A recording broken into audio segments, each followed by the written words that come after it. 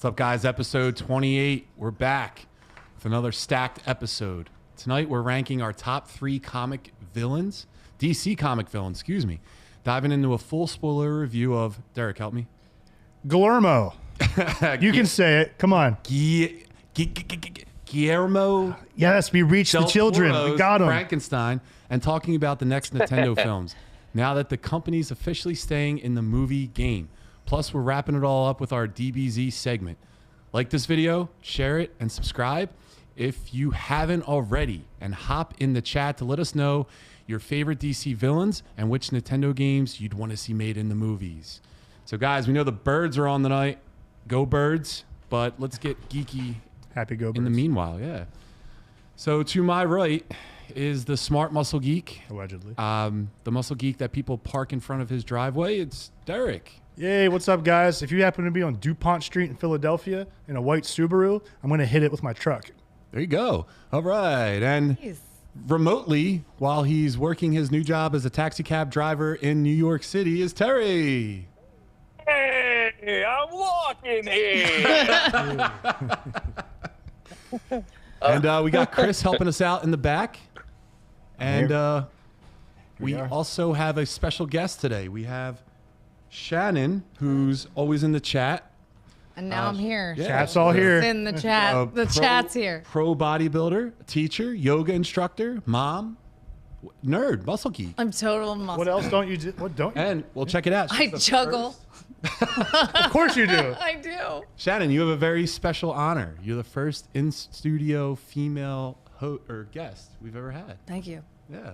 I'm pumped to be It's here. true. Check that. It's true. Yeah. Thanks. I was thinking flannel, but she's only been on the stuck in the TV. Yeah. I'm definitely a nerd, for sure. I mean, you juggle. That's the Make difference balloon between animals. nerd and geek. I should have been a clown, but I settled for art teacher. There's still time. There's still time. Right. There's hope. All right. So let's get into a couple of house cleaning things, and it's majority Derek ranting. Oh, yeah. Word to that. Thank you.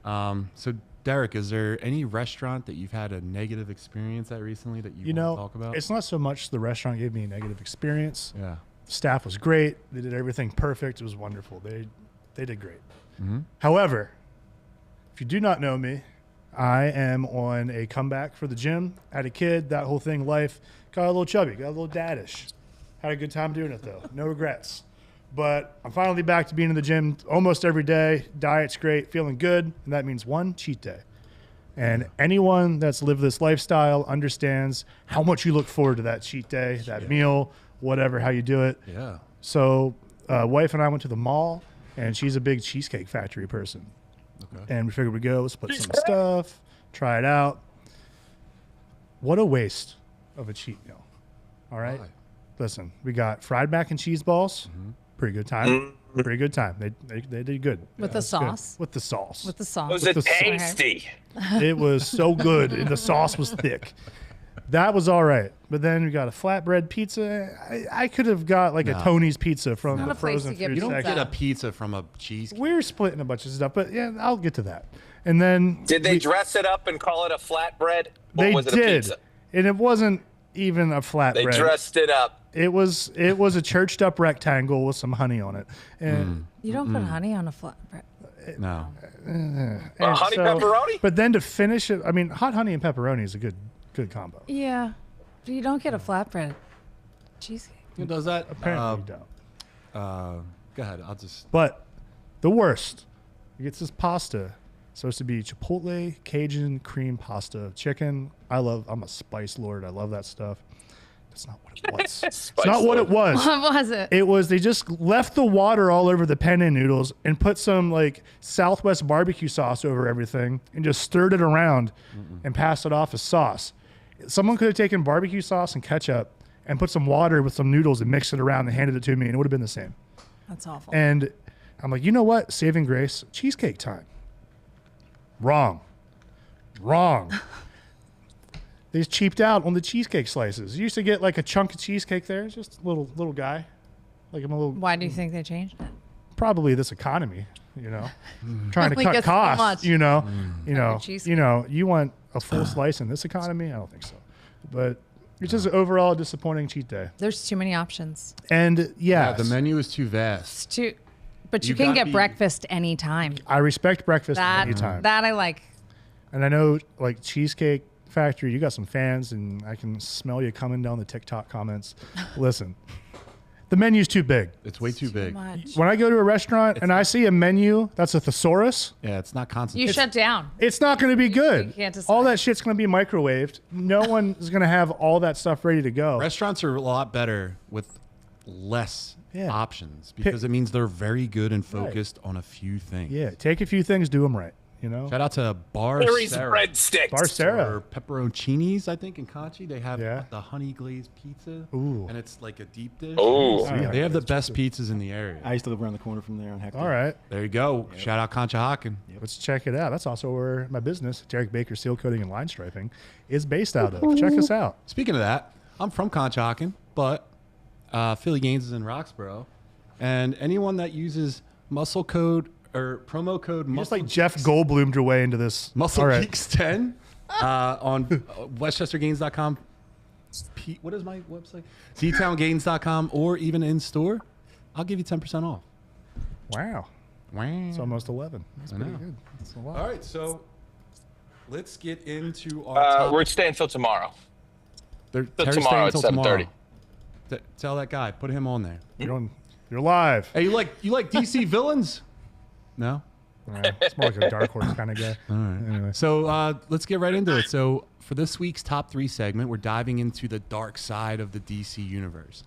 Our top 3 DC Comics villains, from iconic masterminds like Lex Luthor and the Joker to powerhouses like Darkseid and Black Adam. Is Black Adam a villain? He's like an anti-hero. He is. We're better each- be. We're each breaking down who we think are the most dangerous, iconic, or underrated villains in DC history and why they deserve their spot in the top 3. So, Shannon, I know you watch it, but how we do this is we do like a round robin. Is that a thing? No. All right, But I'll do that. we go around the table in order That- and same sequential pattern all the way around. And you just explain why you made the decision you I took notes. Okay. Show them I'm off. prepared. I usually do this. I'm prepare myself for every Monday night. This is not the biggest nerdy thing about me, but so my nerdy thing What that makes is? me a muscle geek is I like musicals and I listen to them while I lift weights. Why So you I lift listen- weights? I listen to Interesting. Wicked and Hamilton and The Greatest Showman, and I can catch myself conducting the music Yeah. while I am working out. It's terrible. So if you ever see me at the gym and I'm doing this, it's because I'm deep into a musical song. Whatever gets the blood I flowing. love it. You know what? I want to get more involved in the arts. Yeah, you I want should. to see like Lion King on Broadway. Oh my Maybe gosh. some Aladdin. Wicked on Broadway. I'd love to see Spider-Man. Yes. I don't know. Oh, the Green Day has one. Really? I think Stranger so. Things is doing a thing. Yep, Alanis Yeah. Morissette has one. Isn't it ironic? And Harry Potter and the Cursed Child. That's going to be. Anything Harry Potter. I don't like Harry Potter. Oh, What? we Let me can't. tell you something about Harry Potter. Like I'm in Potter- Gryffindor. Harry Potter is supposed to be the chosen one, figure. but he never solves he never beats the bad guy by himself. How can you be the chosen one when everyone helps you in every movie? Do you watch anime? Sure. Power of friendship Yeah, I don't. always prevails. That's not magic. I got him. That's not. I got him, everybody. All right, DC villain. All right, so let's. Harry Potter could be a long time. So Yeah. DC villains, top 3. I Derek? was in Diagon Alley like a week ago. You were? I That's was. Right. Yeah. Yeah. And there were dark wizards, and I had butter beer. And Just it the made butter a beer little- is good 'cause I had a it's little cream got soda. milk mustache. And Yes. I'll tell you what, though, one of them you could split with somebody, and that's all you need. No, you don't. Choose a So wand. sweet. Not this time, but I got one when they first Last opened time. years ago. Yeah, I got Voldemort's wand. Oh, that's a You big know, deal. It's So, pretty cool. Real quick, what do you guys think about the show that they're doing on HBO? Harry Potter redoing it. I'm pretty open to it. Yeah. I mean, I don't think the movies need remade, but people who are still in love with the movies, they forget that they left a lot out of the books and they altered a lot of characters. Sure. Like Ginny Weasley, she's not that quiet and timid and kind of weak. No, she definitely wasn't, especially in the books. Yeah. She wasn't. But They don't I'm give her not, come up until like the last movie, basically. So. I don't like why change Yeah, it. where she became a Why change whore. it? I don't know why they have to do it again. Aren't we all whores for something, Terry? Yeah. I'm a whore for New York. Hey, he's whoring here. All right, so you're whoring in the street. all right, Derek, you All want to right. kick us off? For DC villains? Right. Round one. Yeah, I'll start off. I'm going to go with a heavy hitter right off the rip. This might be on some other people's lists, but I'm going with Doomsday. Oh! Not on my I swear I didn't even look at your notes, but you could talk about him too. Yeah. Okay. He is the epitome of what does kill you makes you stronger. And I love it. Like every time he comes back, he's bigger and badder and meaner. And he's one of the only people in that universe that is a legit threat to Superman. Mm-hmm. Which to see Superman fight with fear Yeah. is so incredible. The art that comes in those comic panels is Wonderful. wonderful. It's so insane. It gets so dark. You can just see how tense every panel is. Superman fighting for his life as this hulking monster is just barraging him and is just non-stop. It kind of has like that Incredible Hulk mentality. Like once his sights are on you, that's it. Like you either got to put him down or he's putting you down. And Superman doesn't want to kill. No. And so is Robert Downey Jr. a good fit for that? For Doomsday? Isn't he Doomsday? Oh, you're thinking Doctor Doom. Dr. Doom. Doctor Doom. I'm like, who's the? I almost who's wore my new Who's the fit for Doomsday's like that? a basically. Who would like, be the fit for that character in a movie? they could Dr. use anything, Doomsday? 'cause he would That would just have to be like a CGI. It'd be like a CG or C- like oh. suit type Oh, of that's no situation fun. like the Hulk. I'm like, I'm very confused. He would just be a Who's- rampage. We've seen Girl moment. Girl moment. Doomsday on screen. I don't know what you said. Doomsday did appear on screen like as a human. in An BBS. entity? Yeah. That was a terrible iteration of him, though. We're not talking about that. That was a waste. We don't talk about it. But That's yeah, your top. That's your top. Your top villain. my top. Well, we'll go around. We'll go around. I'm throwing them off, but you'll get my top villain here soon. But that's my number 3. Number 3. Which way do we want to go? You want to go with Shannon? Oh, yeah, I'm ready. All right, noob. This is my favorite. I like Bane. Okay. Bane Great is my pick. favorite, but Bane is like a. I feel like I should do this, the 6-7 thing that my students do. Yeah, I don't know. it's terrible. It means nothing. It means nothing. Bane is my favorite. I like his superhuman strength. I think I had no idea it was Tom Hardy in the movie because that's one of my favorite movies, The Dark Knight Rises. Yeah. I did not know it was Tom Hardy at all, but he had such like a superhuman, like he's genius level. He's got this immense pain tolerance, but he gets stronger when he has venom, but he only can have that if he's with Scarecrow. So like it's like coincides with Plus, you have another to villain. cycle on and off of this stuff. Or But Shannon, as a natural bodybuilder, do you find it offensive? natural bodybuilder. odd that you chose offensive someone on that they gear. Stronger with venom? Interesting. That's really funny. I didn't even think of it that way. No, I'm okay with it. Sorry, we don't test on the podcast, so don't worry. Ah, pull it. Water.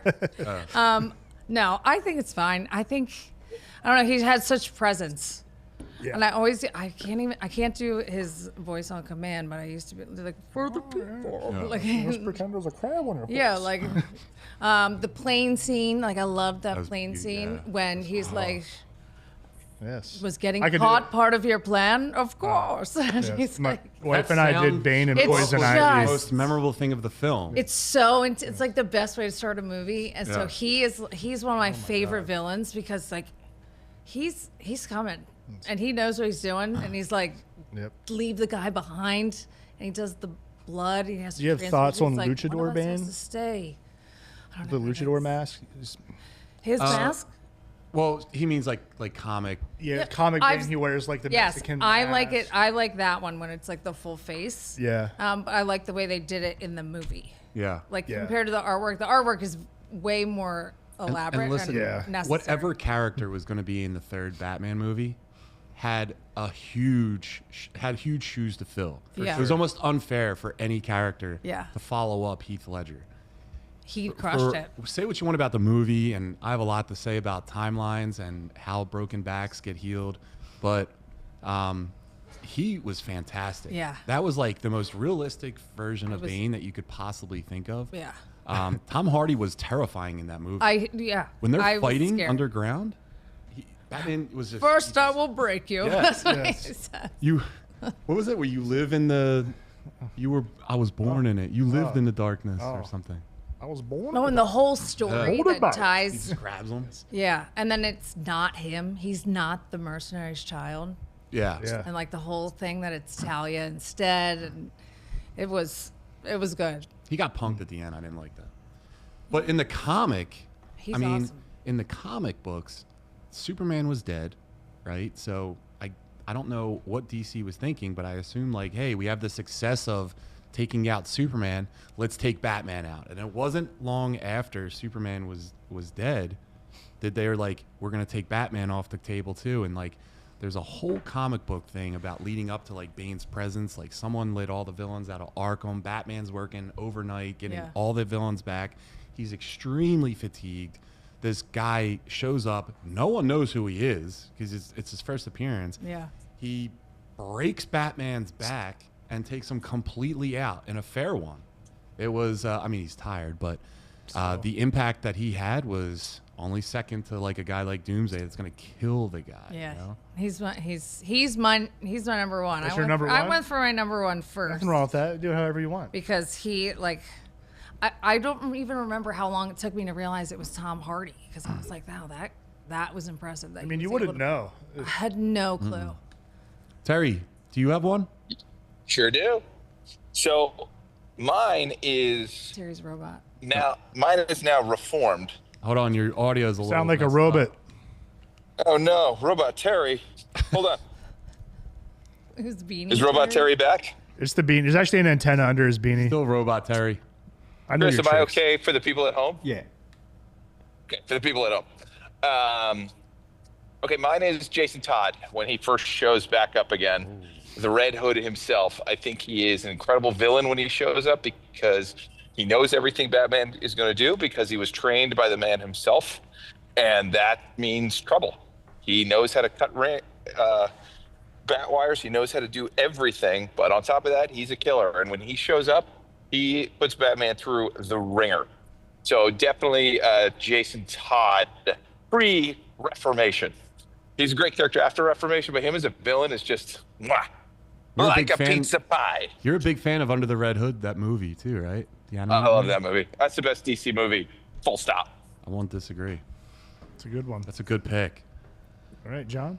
So I'm going to go with who I think, honestly, the DC universe should make their big bad. Because, like, the Darkseid thing is too much like Thanos. And we've already tried it. It didn't work. What about a guy that has genius-level intellect? Heals from any injury.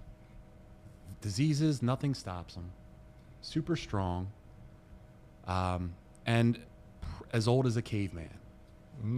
So I think Vandal Savage should be the guy that should good be pick. the big bad in DC These universe. were really good picks love so He's far. extremely capable as a fighter, right? He can go toe to toe with anyone, but he's playing chess while everyone else is playing checkers, and he's been doing it for centuries and centuries. And he gets his power from a meteor landing on the ground, and he's a caveman, and he just sleeps next to it, and it completely changes his DNA. So then all of a sudden he doesn't age. He heals. He's like Wolverine, but stronger and smarter. Yeah. And without the adamantium and the blades. He was Basically, he's not Wolverine. Yeah, I always got Not Craven Wolverine at vibes from Yeah. him, but way better. If you watch him in he's not in the Justice League animated series, right? He's in the Young Justice.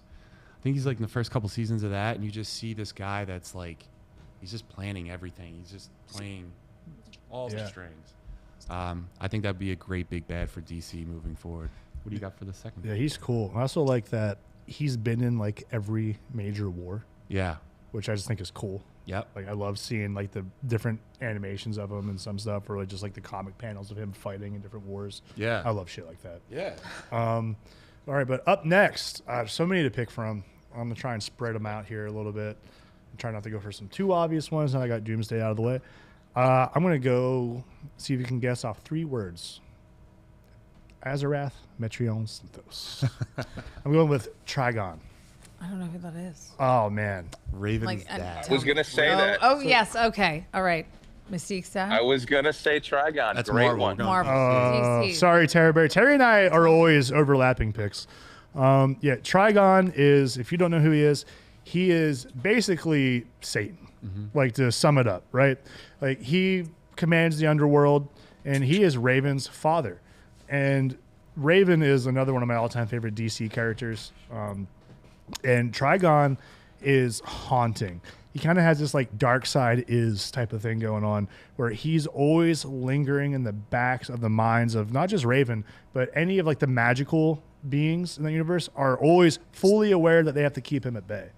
And if you've seen any of the Justice League Dark movies, they're a lot of fun. So my first introduction to him was in Teen Titans. Same. And Raven's this girl. Her powers are magical and she's extremely strong. Yeah. But Think she like has a stone in her. Scarlet Witch. And she's a smoke yes, show. Kind of. Yes. So she has a stone in her head, and Yeah. she is the one that's like holding her father at bay, like chained up within the stone. Yeah. Then I did, like you said, the animated movies, the DC animated movies, Yeah. leading all the way up to where Superman fights Darkseid. Superman comes back. All of a sudden, you get back, you get your health back, and your costume comes out. How do you get a costume? I don't know. But I don't know. Superman fought Darkseid, and then Trigon appears, and then they're fighting, and Trigon is like giving Darkseid the business. It's sick. He's very OP. He's very strong. Yeah, so watch Justice League Dark if you need some good DC animated movies, and John Constantine in those is one of the best iterations of him I've seen, and I think we should have more of that. He's like the through line almost of the Yeah. entire universe. It's like you start. It's basically a riff on like DC when they did the comic series New 52. Yeah. And it kind of follows like the heroes are a little bit darker and they're starting off younger. I like that. So I like Superman's that. a All little right. bit Really cool. a little bit tougher, but the animated films all are within the same universe. So it really is a good watch, and Okay. the ending pays off for sure. Well, you guys have It's a given great me a lot pick. of things to watch. I watched Pinocchio. The Guillermo one? Oh yeah, it was awesome. Yeah, I haven't seen that one yet, but we'll get around to Yeah, some I make a Guillermo list talk. of them. Like, what are they talking about? I need to educate myself, give myself something new to I watch. love that. Muscle Geeks. Yeah. Smart guy. When I was a cheerleader, when I was like 7, I got to be the Joker in our routine, and I had this little mask, and I had to do the laugh of the Joker. So I always, and I have a really like over smile Stuck with you. normally in my life. So Do it. like a cheesy smile, do it. like it's so cheesy. like you know, how you see like girls who are like practice soft smiles, and like I'm like, do it, just practice. And I got on stage even for bodybuilding shows, and I'm like, you suck. Your faces suck. You make Back these to weird 60, Abby. smiles. So the Thank you. Joker has that evilness, and Heath Ledger was like the absolute best way for Joker to be ever done for me. I loved him before, like in 10 Things I Hate About You, but he's A Knight's Tale. so much more than A Knight's Love Tale. Knight's Such Tale. a good movie. All the music, music and the singing. Great soundtrack. Right. So he is my absolute favorite because I'm surprised he doesn't drink milk, but that's for my Okay. Frankenstein thing. But he is so unhinged. Everything, like, he's like, if you're good at something, never do it for free. Like, some of his lines just resonate with me. I'm like, he's terrifying. I love it. Yeah. And just his manipulation and fear. He doesn't fear death. He doesn't fear anything. He's just going to do whatever it takes. He's going to do whatever it takes to make Batman kill him. And like that's when his Alfred victory. said some men just want to watch the world burn is the exact way to Terry does a describe good Joker. Alfred. Joker is just Alfred. White. Yeah, Whatever. I love Terry's outfit. Makes me What, laugh every Alfred? time. Master White. Muscle. Because of Master how White. impactful that movie was, Yeah. like the culture. Everyone was dressed up as Heath Ledger's Joker for Halloween for years after that. There was an episode of The Office where they did it. Yeah. And a couple of them were the Joker, and he was like, "It took me so much time. It took Kevin me was? 8 hours." Yeah, he's like, "Took And me the- 8 hours." Creed, Dwight. Show my geekiness here. When that movie came out, I did one of his monologues for a theater class, I don't blame you. It's great. and it was so fun. The theater. Yes. But all right, Terry has been replaced by the Quaker Oats man. Another thing, real fast, the Joker. So Jack Nicholson, when he played Batman, He went. or when he played in the Batman films as the Joker, he was one of the first guys that got like, one of the first, not the first, to get like back end points on the box office. So he made a fuck ton of money from being the Joker in that movie. Yeah, For a lot of people, he is the Joker, he is. Yeah. Look, and that I respect smile, it. I get it. the distorted faces in that movie, like That's very haunting because there wasn't CGI. They had to make it like think about the dolls. Dolls are creepy. Jack Napier.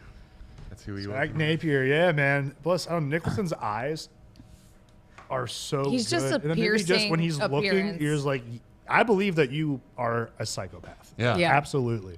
He does that so well. He's absolutely terrifying. So the Joker's, yeah. Wonderful toy. Terry, All right. do you got one? Is he? I thought he was wearing like a pirate's blouse Oh, I wish he was. for a second. Like with the his Seinfeld beanie. episode? I was like, "Are you Don't wearing?" act like I just would from not the- wear a the pirate side blouse. view. I would It's not wear a a pirate blouse. blouse. I was like, "You're wearing a pirate blouse?" Beanie Terry is here, and he's got one for you. You look like 2006. And you're doing great. Abby's a chef. Hi, Chef Abby. Okay, I got one for you, and it is Reverse Flash.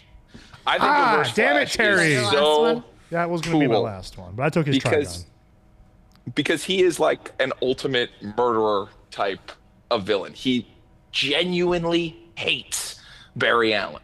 So much so that he went back in time to kill his mom.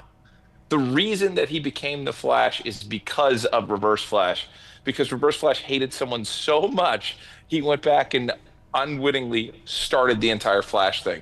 It's a great villain. I recommend reading his involvement in The Button, because he is the one who basically is there to kill, I think, Batman's son, because Batman is Thomas Wayne in that universe.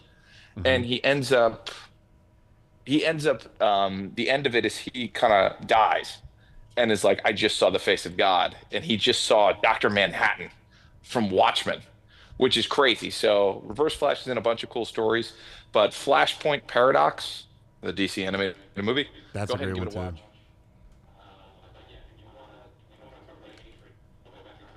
Someone's mom. It's nasty. He's got a cool costume. It's very rough. Yeah, it's pretty awesome. It makes me think of that dude Thanos tortures every year for his birthday. Yeah, that The guy's one awesome. guy. The one guy. One guy. He just shows up. Hey, don't drink that. All right, so Happy birthday, buddy. my one pick will be a character I was introduced to in Batman the Animated Series. It's Mr. Freeze. Oh, wow. I think Chill. not Arnold, Yes. but Uma Thurman in that movie made me realize girls are awesome. But Mr. Freeze in Batman the Animated Series is probably the best Batman the Animated Series episode I've ever seen. It's so good. You can argue, is this guy a villain or is he just a guy that loves his wife and wants to like cure her illness at all costs? And you can make the argument either way. Is he a villain? Is he not? But through like all of the things that he did, you know, he sacrificed his humanity too. So like even if his wife comes back, which I think there was an animated series episode about that, he couldn't do anything. He doesn't feel anymore. How are you going to consummate returning? Right. You know, but he's stuck behind a glass shield to preserve himself. He has an ice gun. But if anyone ever has time to watch Batman the Animated Series, you got to watch it. It's artwork. And that episode of Mr. Freeze, I'm 41 years old. I was watching that Saturday morning cartoons or like coming home from school. Yeah, man. That thing is still in my brain. So Mr. Freeze is my second pick, and not Arnold Schwarzenegger. It's a good pick, man. Thanks. And that episode is so good. It's powerful. You get so much emotion across. Isn't it Nora? cartoons. They don't make cartoons Nora. like that anymore, though. No, No. I wish they Cartoons would. are not the same. No, Man. not Except for even X-Men close. 97. Yeah, on Disney. I was Mystique one year for Halloween. Sick. But did you watch X-Men 97? I watched it because of you guys. That movie or that Did it? show. I watched it is- because of you guys. I was like, I so need good. new things to watch. So you guys have you took over the time on my Monday nights when I was in prep, like deep into an 80-minute cardio. So then when you would mention stuff, I'm like, now I have something to watch, and this would because I don't like reality TV. No. So I cannot watch I've never seen the episode of The Bachelor in my life. I don't know what Love Island is. none of that. So like this has been like a nice way for me to like go into things that I actually enjoy. So X-Men 97 is coming So back in the good. spring. Can't wait. A guy that used to be on the show, he's named shall not be spoken, got in a big argument about it. We still to this day talk about how great that show is.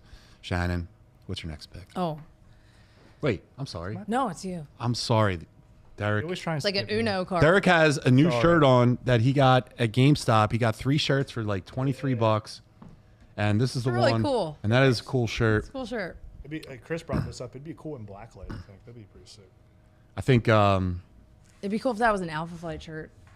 right? we'll talk about it. Do it. I would wear Like it. another. We'll talk about it. But all right, for my final pick, this is tough. A couple of my picks have been taken. Reverse Flash, Bane. I'm having a hard time, but I'm gonna go with. Man, this is hard. I'm gonna have to go. So you might argue he's a bit of an anti-hero, but I'm going with Black Adam. Oh! Was All he right. one of yours? No, Oh, okay. I just saw him in the credits. It's So- just a picture of The Rock and It's not that Black Adam. No. No. still No, Dwayne Johnson. You leave Black Adam alone. Stay away. that like ruins the. It's like Yeah. Oh Cancel. man. Oh, for me. that. Yeah. He's much more regal in the comic. Yeah. Like they Like it his shouldn't have royalty. been done the way it like was he's very above everybody. Like he is a god on Earth, and I like that he like. 'Cause I always thought Shazam was cool, but Yeah. Black Adam, even cooler. He's got Yeah. the black suit. That's what got my attention at first, as being a little spooky, nerdy boy growing up. I always thought the costume was cool, but then like that he has the power of all the Egyptian gods, and you know, his town that it's from is Kondak, is just super cool, and how he's just like almost like apocalypse kind of like origin where like he is known but it's kind of like mythological, and he like shows up again, like he's there to claim his town. Like I love that he takes over, and I love him most in Deceased. What does he do in DC's? So he has Kondak completely You're right. ordered off You're right. from everybody. Like kind of like this. I keep making references. I think most people know it's like Wakanda, right? Yeah. It's shut off from the world. They don't need anybody else. They're not talking to anybody else.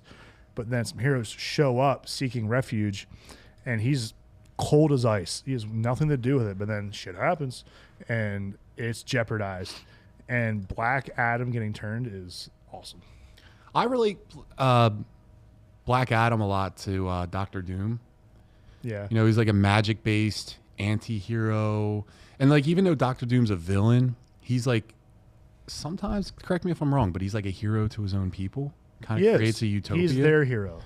And that's kind of like Black Adam. Like he's a ruler in his place, and maybe a lot of things that he does to his people in the kingdom is like not what we think is like true like diplomacy, but to his people, it's like a flourishing utopia in some capacity. Yeah. So man. like, I just like him a lot for all those reasons. I know it's one of my more shallow answers, but I just think he's cool as shit.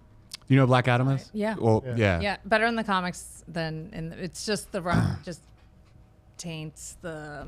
They did. I have thoughts on The It's Rock, just- and if you've watched the show, I've you've heard watched. him. I know. Yeah. I'm there. I'm like I watched Jumanji still. Like Dwayne. sometimes it's such He's a. the same character in He's every the movie. same. He's the same guy. Listen, I saw him. I can saw feel him in. Sorry, rage Dwayne. bubbling up. I saw him in the fighting machine. Change your shirt. Did Isn't you that what see it is? that? The new one? His Yeah. new movie? Yeah. How was it? Yeah. Yeah. I mean, I was shocked that they it was cool that they were able to get MMA going. He got lost in the character. There's a lot of times I didn't see The Rock. So, I mean, he played the character very well. I just didn't think the movie was like Okay. it kind of flubbed out. But Shannon, what do you got for your next pick? I like this one because he's more into the mental and like using your fear against you. And I've always thought he was very creepy. And then when they came into the movie for the first, for which one was it? The Dark Knight? Batman. No, Batman Begins. Yeah. Yeah. When they showed their rendition of this character, I was like, that is terrifying because he's terrifying. So the Scarecrow is one of my favorites because I think Scarecrow is aside from the Wizard of Oz, is a terrifying kind of subject, and I think how he uses fear, your own fear, and like enhances it.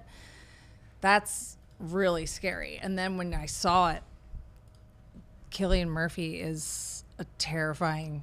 Who was up for Bruce Wayne in that which I film cannot series. imagine because he scares me. Like he just looks scary. I couldn't watch the 28 Days Later. Like I still can't. Really? I turned it on and turned it off. I was so scared because he has like this look, Peaky Blinders, everything. But like he made Scarecrow come to life for me from the comic book, and like the pictures of like that exaggerated mask and love that the little like the sack goes over. Love it. Yeah, and like the whole and how they just made it work the way they did from my like 2D version of seeing it. It was awesome. He was always like he was in every movie of the trilogy, of the Nolan trilogy. Yeah. And he was always like the sub boss. Yeah. In each one. And again, Batman the Animated Series, watch the episode on the Scarecrow. Yeah. It's incredible. Yeah. Yeah. Good pick. Yeah. Great pick. Terry, are you still with us? No sound from Terry. Hey. Hey, Terry's here with Sam. Oh, much better. Oh, good. Good. We doing villains? What is this? We partying? Oh, welcome to the show, Terry. So tonight we're doing top 3 villains from DC. Top 3 villains from DC. You've already done 2. It's got to be Heat Wave. No, actually, you know who's been in my head the whole time has been Sinestro.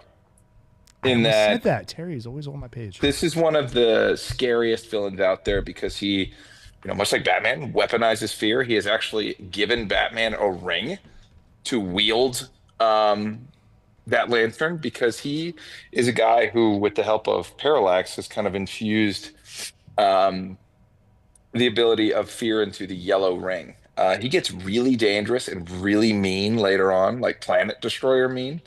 And he is just like Hal Jordan's biggest threat, with the exception of my actual answer, which is Parallax, which is when Hal Jordan, the Green Lantern, went bad and put on 10 rings and became a force to be reckoned with. It was later retconned that he was infected by this. It's called like the yellow stain, which is why originally Green Lanterns had an issue with the color yellow, but it was really just an issue with Parallax, who was the person who took over. Well, Parallax got into Hal Jordan, and if Chris can show you a picture, he is one of the craziest looking people. It's when he got the white streaks, which I also have, so I am also turning evil.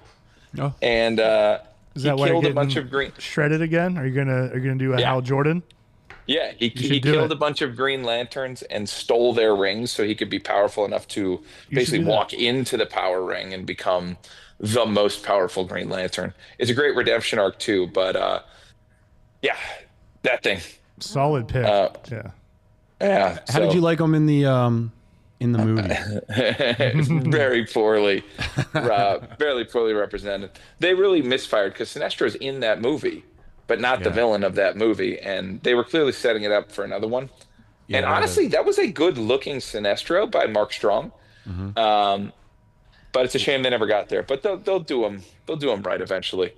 And then special runner-up is Clayface. Clayface is just the dog. He is awesome. He has some amazing stories, and he is sometimes good and is sometimes bad. But he was so interesting in the new adventures of Batman and Superman, which was after Batman the Animated Series.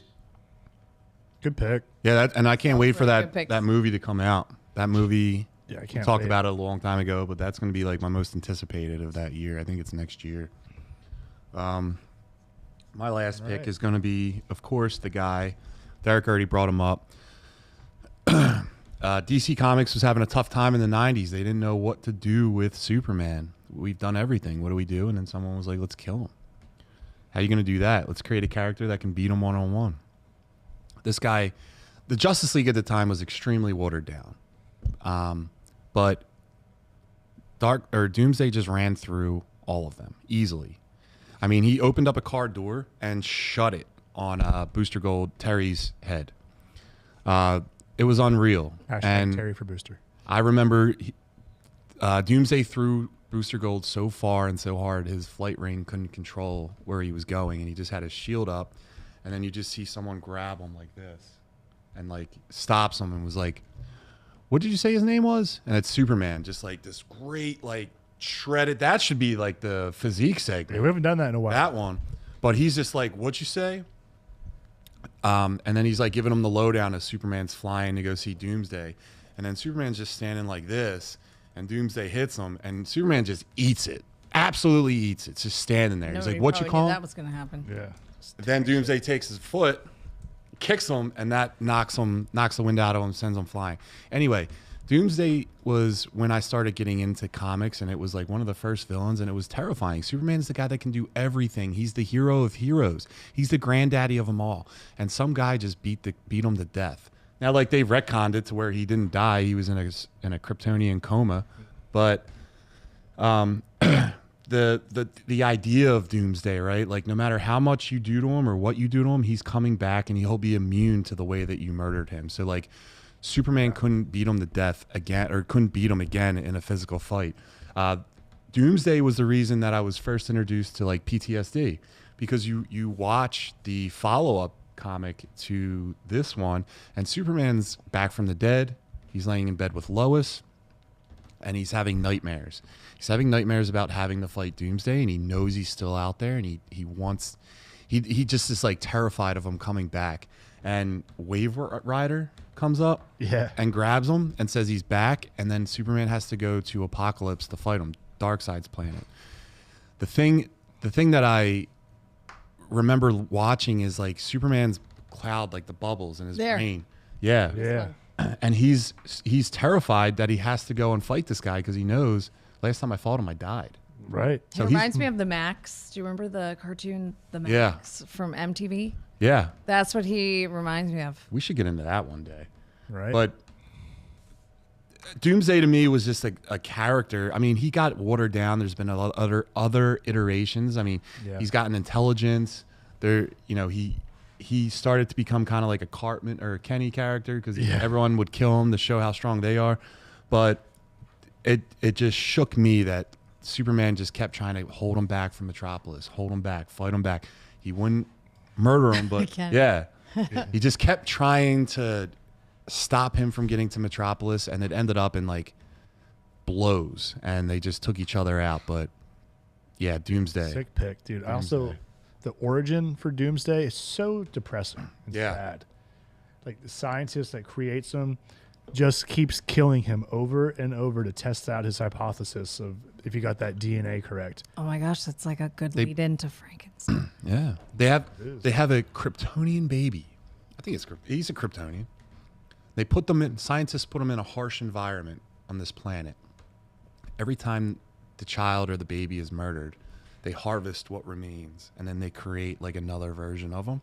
And he's like his DNA immune to that way of murdering. And then they put him out again, and then like wolves eat him. This is all terrifying. Right. So like his body cells remember what happened. Yeah. So every time he comes back, his body's like, it's like an immune system. It's like, oh, okay, well, we're immune to this now. Like, all right.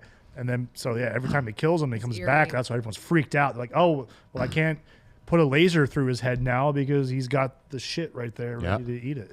It's cool. He's a rage monster. He's like the Hulk, but he has less intelligence. Oh. And every time you kill him, he comes back to life, and you can't kill him that way again. So it's he beats the Hulk in my opinion, but we can get there another time. Just a little consideration for please. Go ahead, Derek. I was just gonna do like a. Do you have a special consideration? Yeah, special consideration. I'm gonna go with Bane, even though you already talked about him, but different Bane. Okay. More fun Bane. Luchador. No. Well, yes, but no. Okay. I'm going with the Bane from the Harley Quinn show on HBO Max, the cartoon. I have not seen. Oh my God. It's very funny. It is hilarious. I love it. The Bane in that is so comical. I'm here for the orgy. Yeah. The gangbang. Yeah. Or like he just has all these running gags because he's always a background character. With his voice. Yeah, but his voice, oh my God. That's half the reason I did him for Halloween the one year, is just because I wanted to do that voice. It's a good costume. Yeah. But he has this running gag where he goes to Starbucks, and every time he goes there, the barista gets the order wrong or puts the name wrong on the cup. Because you can't hear what he says. And Bane gets outraged every time as he's going to explode the coffee shop. And he finally blows up the coffee shop, and he makes the barista like his new arch enemy, like the Legion of Doom. And then he blows up the coffee shop only to find out the Joker was like tipping the barista extra to write his name wrong on the cup the whole time. I don't know. And Poison Ivy gets divorced from Kite Man, and Bane has a whole arc where he wants his pasta maker back that he gifted them for the wedding. So every time he's in the same room, he just finds a way to work it into the conversation. That show is great. Like, you should really return my pulse. Quite rude. I love it. That show is great. What's that on HBO? Yeah. It's really It's fun. like a silly animated show, but it's very adult animation. Yeah, I'm all in. Harley Quinn is herself. So- It is good. just one consideration. I would say Darkseid has a older woman that trains his elite soldiers and practically like will enslave them to make them like subservient to Darkseid and her.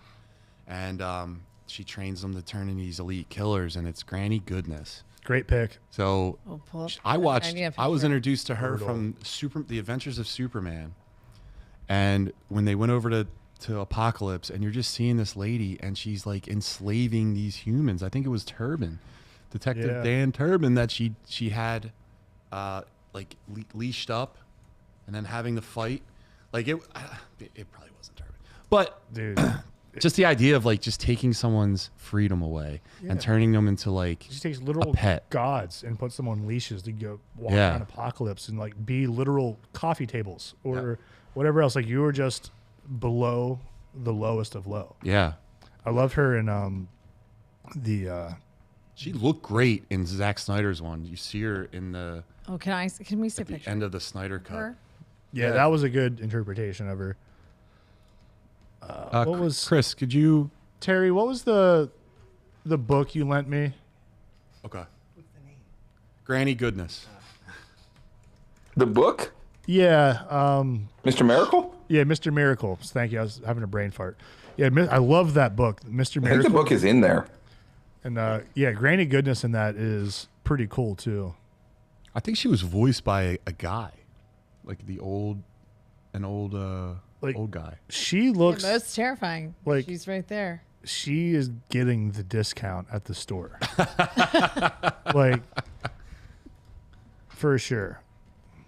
Shannon, do you have any Scary. one that like maybe didn't make your list, Honorable but mentions. you have?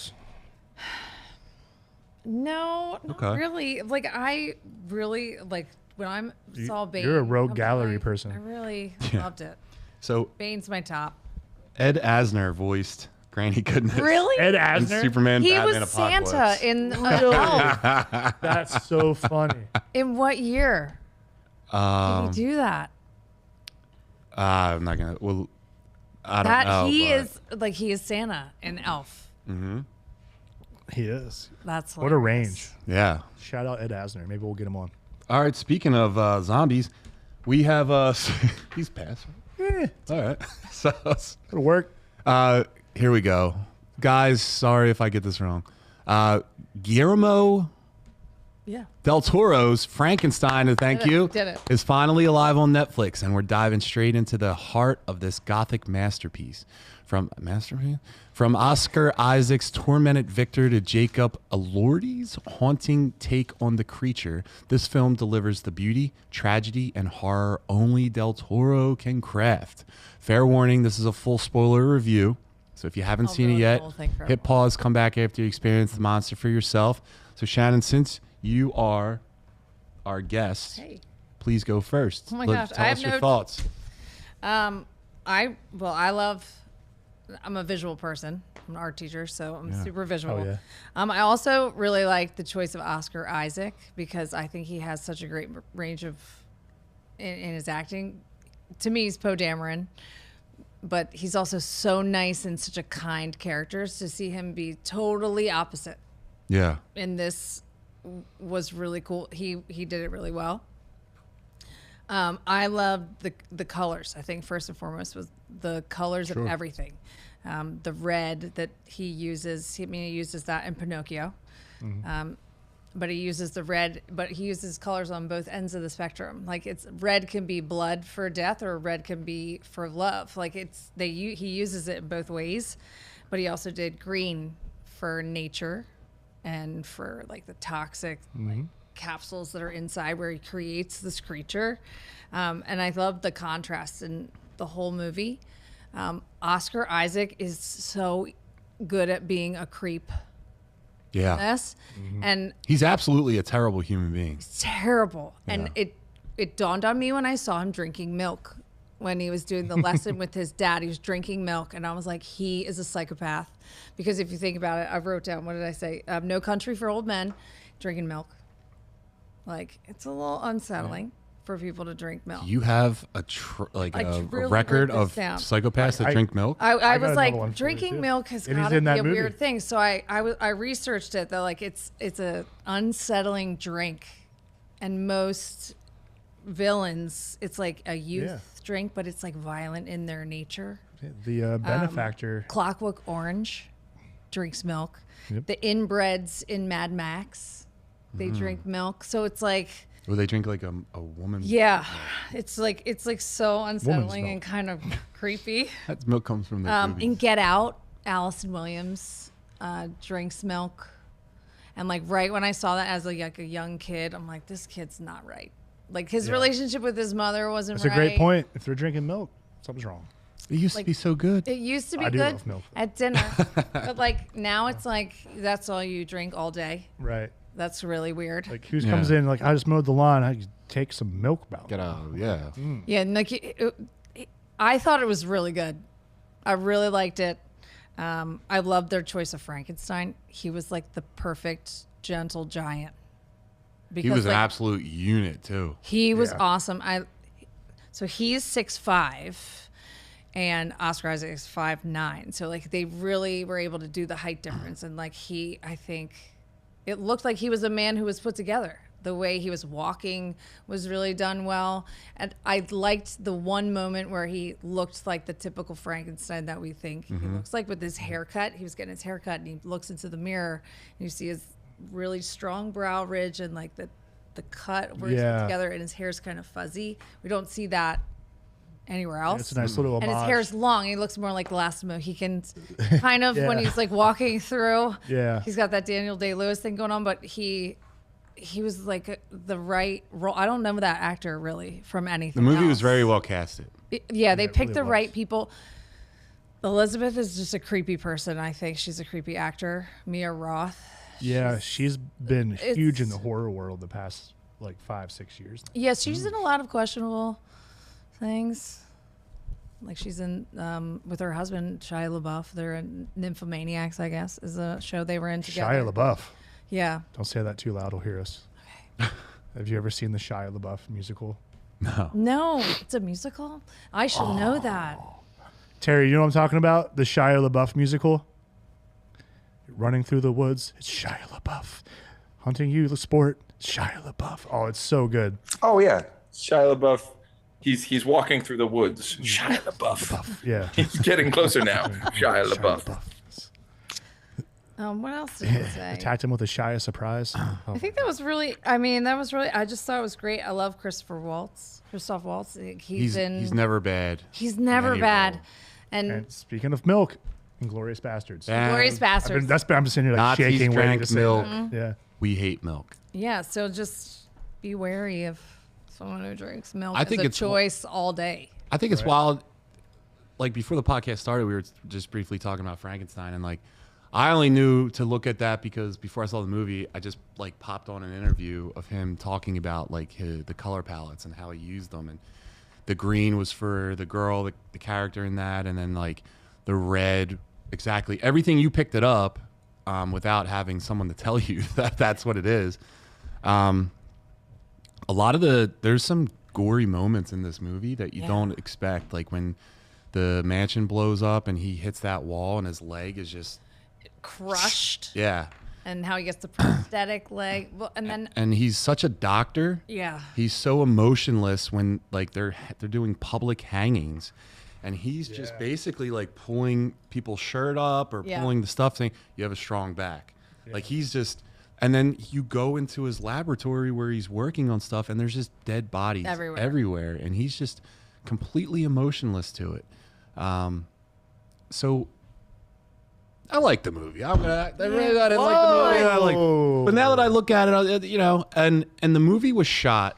It looks like I don't know if it was set to maybe look like a play or to look like art, like a painting in motion, but it was just very, very colorful to where it almost looked like, yeah, this is a Netflix budget movie. But it was, I think the high contrast of the color made it more eerie, like because when they pull up to the tower and all the grass is so green, and then it's just decay and like this rotting building that goes all the way up on like a cliff. And he looks out, and like when they stand around the whole upstairs, I was like, oh my gosh, someone's gonna fall in. Like, please move back. Like the mother in me was like, can you guys just back up a little Or when bit? he's climbing the pole to put the thing for the I was like, and down. now Why are you doing coming it now? down You couldn't have that up there installed already. Why do you have to do it right now? It Your was so stupid red unsettling. gloves. Like- I'm like, there's no harness. There's nobody there. Well, and Christoph Waltz is like, can you put me in that into that and it's body? like you had that chance, But he can't. and you didn't, and because didn't he's want him not to. thinking like that, and he has no got a dirty compassion for dangle what and he he can't do made. it. He's like, after we're done, after that we're done. But he doesn't even financed like, the whole acknowledge thing. it's a person. Yeah. Well, yeah, he's He's like, you're a thing. I'm going to tie you up. Like he's trying to get him to speak words, and the girl was like, just nice to him. teach him like a person, like the whole blind man. Oh, we didn't even go there with the That blind relationship man really was showed you how awesome. sweet he was. Yes. And that there was humanity. Like the monster is more human than the maker. Yeah. You know? So I thought that was interesting that like the two stories came up. The first story was creator. The second story was the creature. It's like they both are very similar words to create, but it's like who's really the one who's the crazy one is Yeah. Victor. Frankenstein reminded me of Clark, my dog. He's just a gentle giant. Just a gentleman. Extremely gentle giant. Yeah. I haven't finished it. I've only seen the first half. Well, but it's great. I love Guillermo del Toro stuff. I love the super artsy thing. Anything that's like Mary Shelley, Anne Rice, that type of stuff. I'm usually. It was just well done. The beginning, though, I have to say, was very Transformers. The first Transformers, I was like, "What am I Did the movie end with a Linkin Park song? watching?" No, the first, the first Transformers where they Oh, you're have saying when the Captain Grand? Witwicky. Yeah. I was like, Okay. wait a minute. I had a moment where I was like, this reminds me of Captain Witwicky looking for That's a good Optimus pickup. Prime, and I was like, Good pickup. that's very relatable. But that's what I thought of first thing, and I just giggled about it. He's too strong though. Yeah, no. I He was pushes like, the ship out of the ice. Yeah, Come on, brother. it was awesome. Frankenstein's monster is supposed to be like.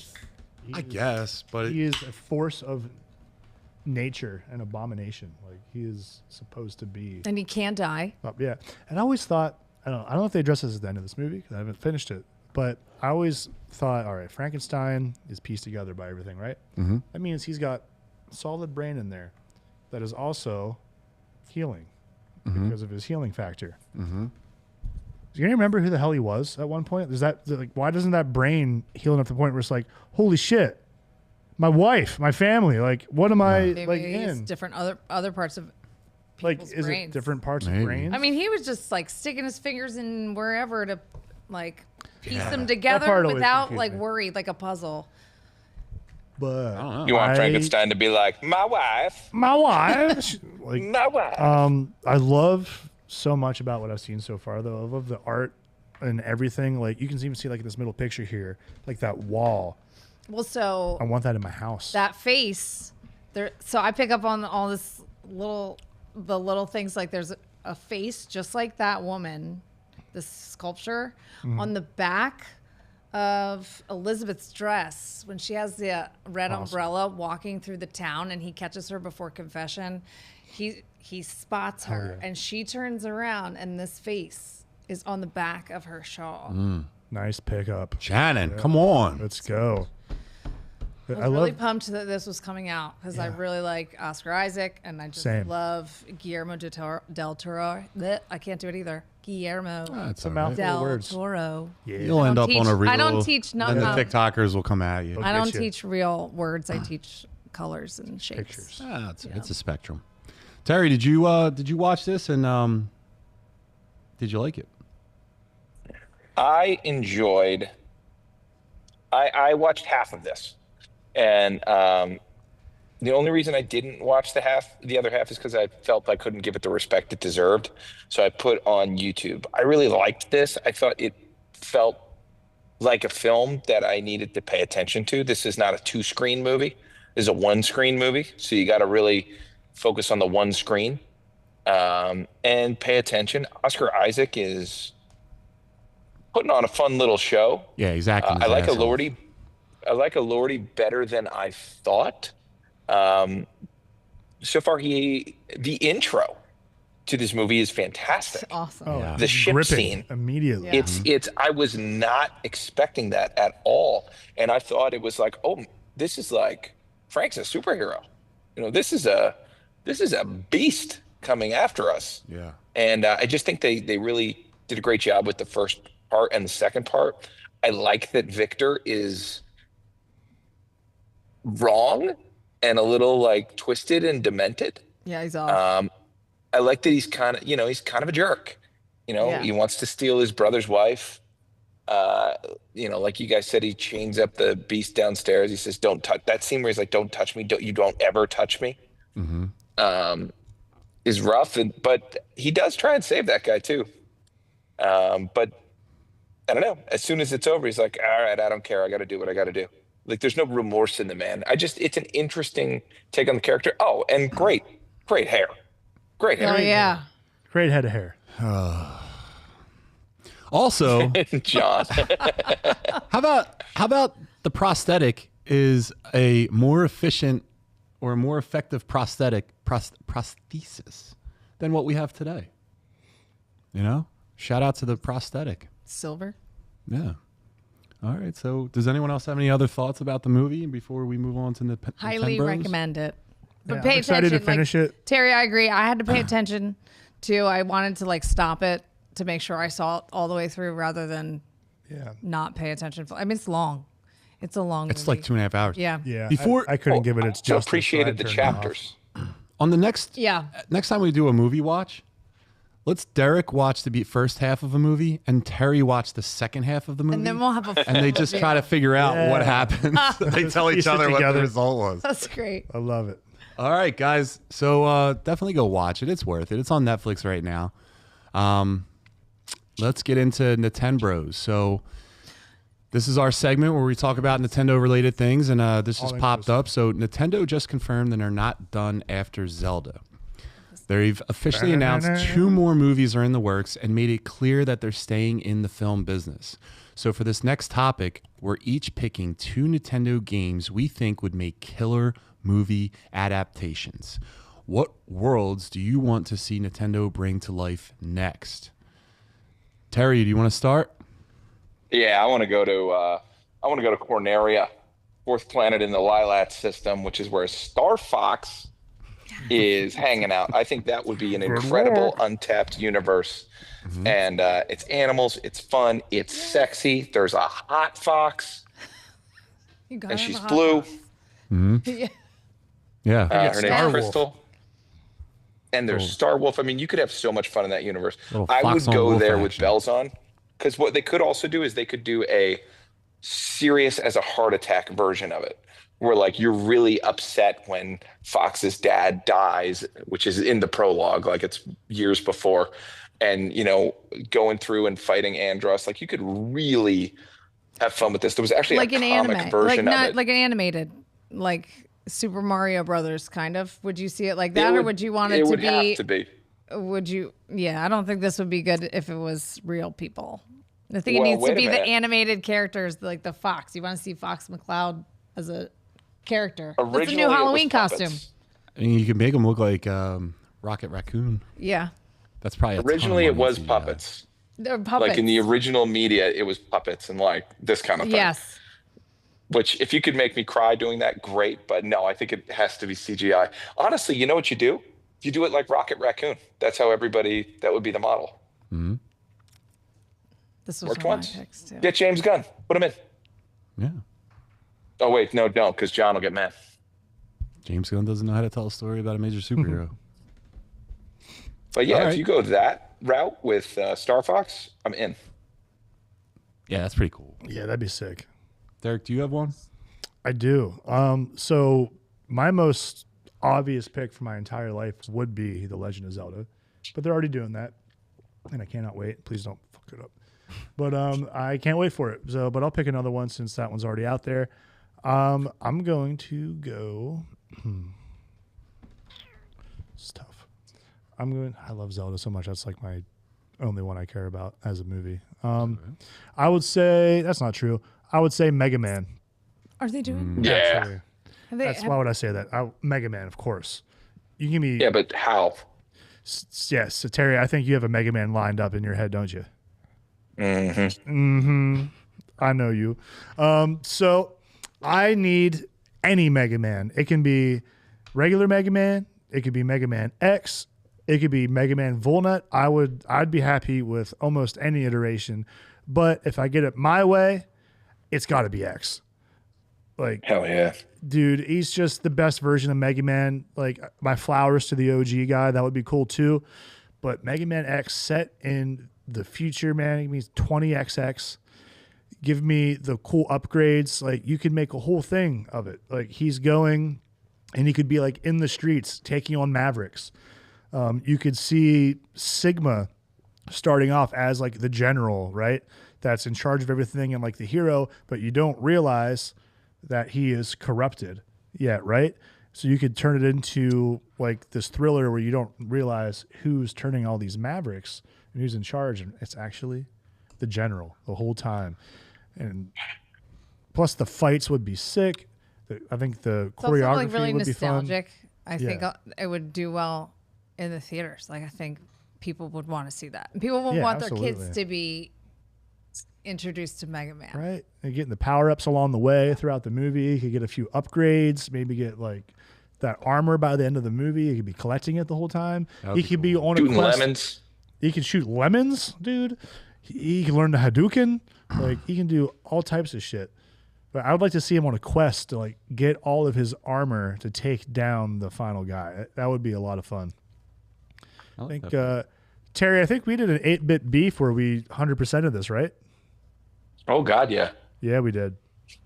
That damn mine level. Oh, Shannon, do you have a pick? I do. I'm with Terry with Star Fox. I think it would be just so nostalgic, and I think, like, I talked to my kids about this, my 6th grade students, and I said, where do you guys fall? And they said, Donkey Kong has already been done. You can't really do a whole movie with him. You could, but it'd be boring. They had a lot of reasons. But I said Star Fox, and one kid goes, my dad knows that. I was like, oh, good. Show my age. Thank you. I guess I'll die. But Star Fox 64, I think it would be another way. It's like the Guardians of the Galaxy of this Nintendo world. Yeah. I feel like. Yeah, that's a great And way I to put think it. having the animals be in there makes it more fun for, again, nostalgic purposes. And then it's going to bring kids new characters that they don't really know about. Because Yeah. how many kids, I know if I asked my daughter, she'd be like, who are you talking about? But it would be like another way to do something different than Super Mario Yeah. and bring something back. So that was one of my picks too, for sure. Good pick. Good pick. Shannon, I think we're right though, because Nintendo is really good with their money. And if you don't have to hire any great actors, it would be a Yeah. full CGI flick, which is actually cheaper. Yeah. Like it would be I the bet next we're like, right on movie this. like a Super Mario. Like it would be, I think it would do well. Wouldn't I think hit people Mario would be numbers, like, but what is this? And then they would be Yeah. the Oh, the parents. wizard. It would But be the who would parents. be the voice actor for Star Fox? I mean, Bradley Cooper. 'cause he's Bradley rock. Cooper? Terry. it's not Is it bad. Chris Pratt? No, I can't. Just do always Chris Pratt. That would be always kind of Chris funny if All the Nintendo Nintendo just did characters that. are Chris Pratt. All Chris Pratt. And Charlie Kelly. Yes. Yes, actually. Charlie could do anything. It's fine. That'd be great. Charlie would make a good Slippy. What's the one line? Get this guy off It's quiet. James It's Earl quiet. Jones. It's too quiet. Didn't he pass away? Yeah. I think he is no longer with That's us. all right. We Peppy hair. We Darth we can get Vader his voice. and peppy hair. Yep. It's quiet. Mufasa. Too quiet. Yeah. Remind me of your father. All right, so my pick is I played this game when I was younger. I don't really remember much about it, but I know the concept of the game. I think it would lend itself really well to a movie. Metroid? Nice. Oh God, yeah, that was my Yeah, pick. that one. I mean, and then the reveal too that, Seamus, is that the name? Seamus? Yeah, it's a woman. It's a female. So Let's like write that down. people that don't know what that is, and then you pop that out, and you're like, oh, empowerment. So listen, I'm all about I think equality it's over here, it's Sanus. Seamus, Seamus? shameless, Swami? C- Samsonite? How do you spell it? Seamus, Seamus. Seamus, Samus. No. Amasu. Yeah. No, that's Samus Seamus. No, Aran. that's Seamus. That's Harry Potter. Samus kicks ass though. But yeah, just some kind of like It's pronounced Seamus. you're getting power ups. I mean, you kind of have an aesthetic of Mega Man a little bit. Yeah. You're going through an alien world, kind of figuring things out. Derek, do you just want to help me out? Because I don't know the actual story. Yeah. So you're this like hot chick, right? And you got armor on like Mega Man, Mega Man. right? You put a little. That's definitely how it was pitched. Put a little tube, cardboard tube on your arm. Pretend you're shooting lemons out of it. Running around as a kid. Same deal. But no, they're awesome, right? So Were you shooting lemons a lot on the farm?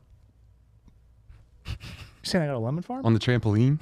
How old were you when you put these on your arms? All the way till Yesterday? they How old wouldn't were you yesterday? until they stopped fitting. I was like, I can just imagine him trying to put it, and it That's- opens like the you get to a certain age, it opens like the cinnamon roll. Yeah. And it's like Yes. That's That's why Derek's- actually how I was. I'm That's too how I was old. born. Actually, they just fucking popped me out of a cinnamon roll thing. Hold on, I gotta take these Derek's off. weight loss journey is all about fitting back into that Yeah. suit. Yes. Right. I feel like a toasty cinnamon bun in that thing. But yeah, you know what? Terry loves Metroid way more than I do. Terry, talk about Yeah. Metroid. Well, what I would say is Metroid is based off of Alien, straight up. The inspiration for Metroid is Ripley's journey in Alien. So that would make this pretty easy. If you went, this is your chance to go straight horror. If you go supernatural horror and you just have really just one lady in a suit and you kind of present it the same way where everything's terrifying and new, and you're a solo bounty hunter taking on space pirates, and it's on a threatening world where you don't really know much, and it's very spooky. There's no music in that game. It's just very weird tones. There's music, but it's not what you would think. Like, it feels a lot like space. So you could have a straight horror with this. She does have an arch rival, which is Ripley, which is like a winged dragon creature, which would be great to go up against. And there's other bosses too, but it's a bounty hunter versus the space pirates. And then there's just these odd creatures. And you don't know what kind of the deal is with the creatures, but you find out in the games that they're kind of sentient. Oh, look at Whereas her you thought they were like evolution. this monster. The Zero. But eventually, I mean, there is a good trilogy here. Also, Metroid's not that many games. There's only 5 games in this series that started in the 80s. I mean, you can and start it's a her off in pretty the Zero tight suit narrative. too. Like, imagine she has to get her armor, and she's stuck in the Zero suit, and she's trying to stay alive until she can go get her power armor. And like, I would definitely want to see the like Dread baby Metroid that sees her as I its think a lot mother. of people would like to see Did you guys her in play her- this on the 8-bit NES? No. Oh yeah. Yeah, the they started original on Nintendo, NES, Of course. It's extremely hard. That's my only exposure to it. I had no idea where I was going, what I was doing.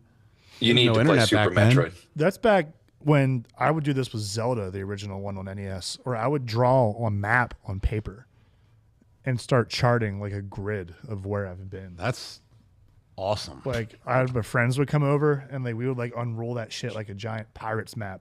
And like, all right, we've checked Like this this out, one. this out. Yeah, is that you, Derek? That's actually my drawing right up there. Yeah. My drawing. My drawing. But that stuff was super fun.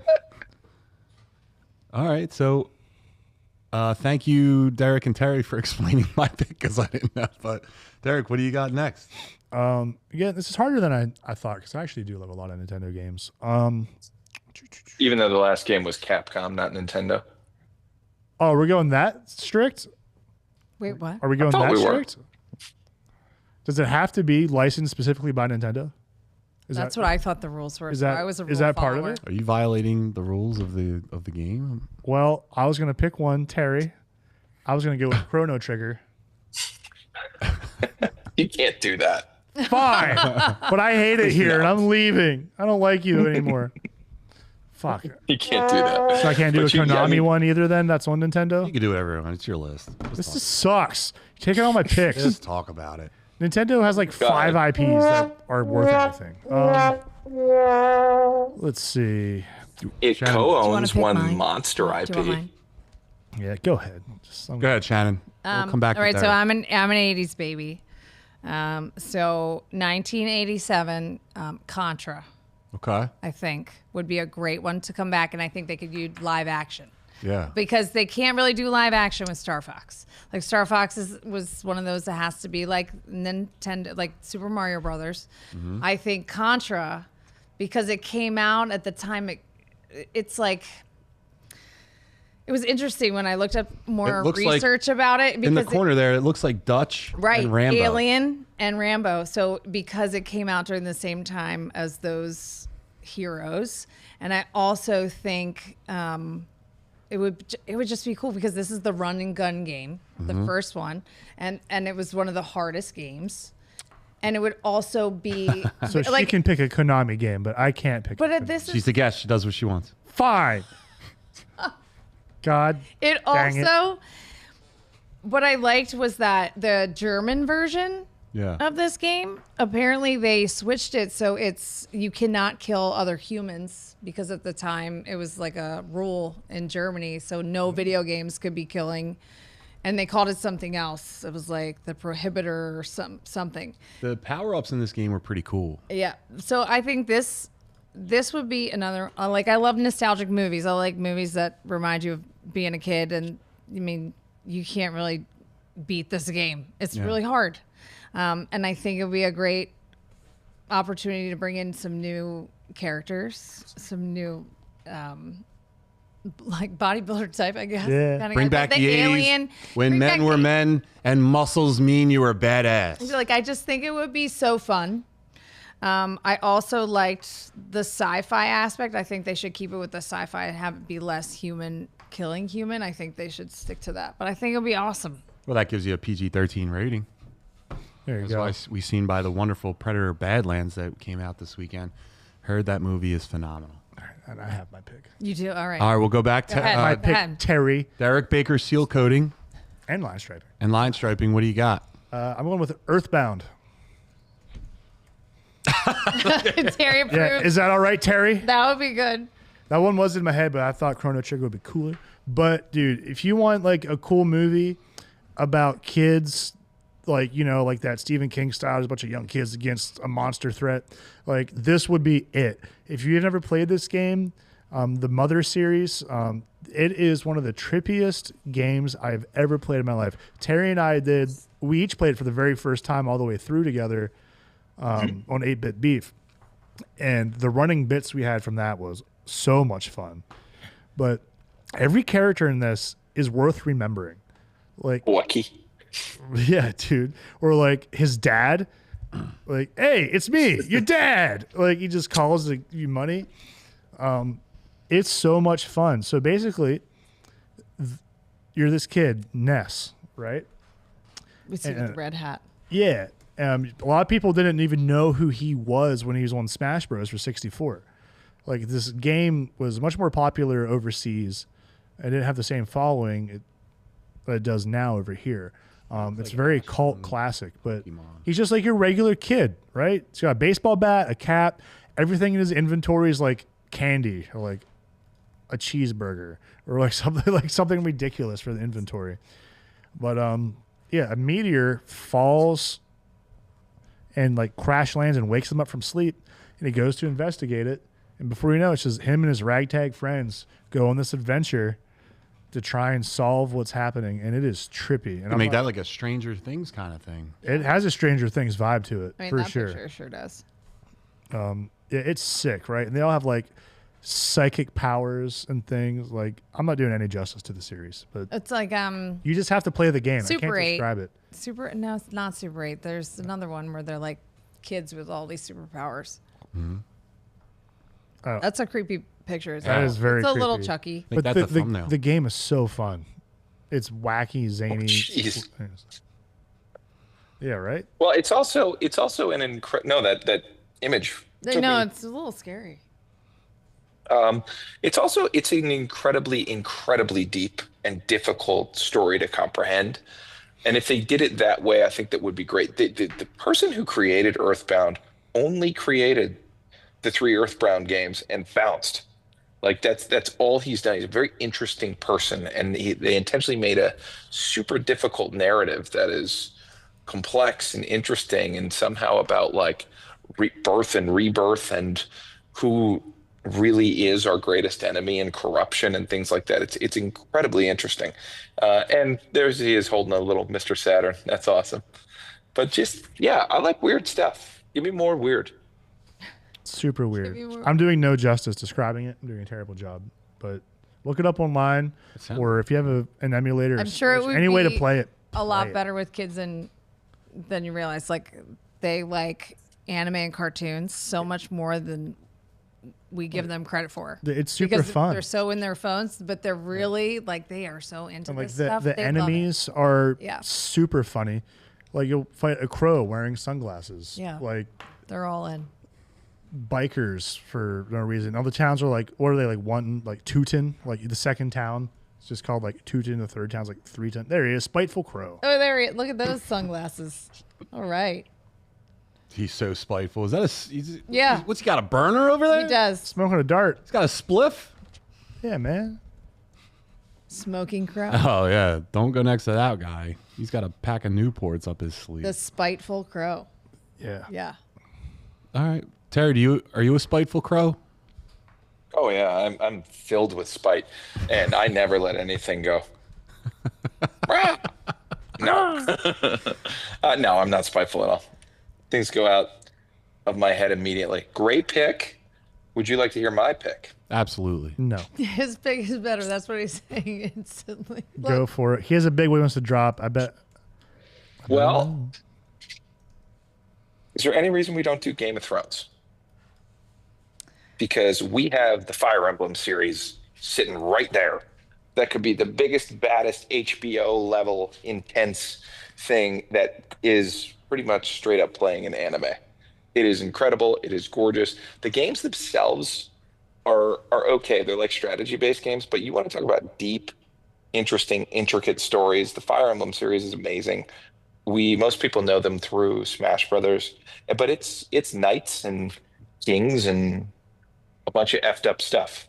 So you could go that route and probably make a bunch of money. But what about the 4-year-olds and the 5-year-olds and the 8-year-olds and the 7-year-olds? There's a little pink puffball named Kirby who would make all the damn money if they made a movie about him. And I'm sure they will. Kirby would be a good one. I almost got you a Kirby shirt at the store the other day. We're talking about pop star. We're talking about copying items. We're talking about a happy little boy doing everything he can to save the universe. He's a dream warrior. Majin. So They I still think- love him now. They still love Kirby.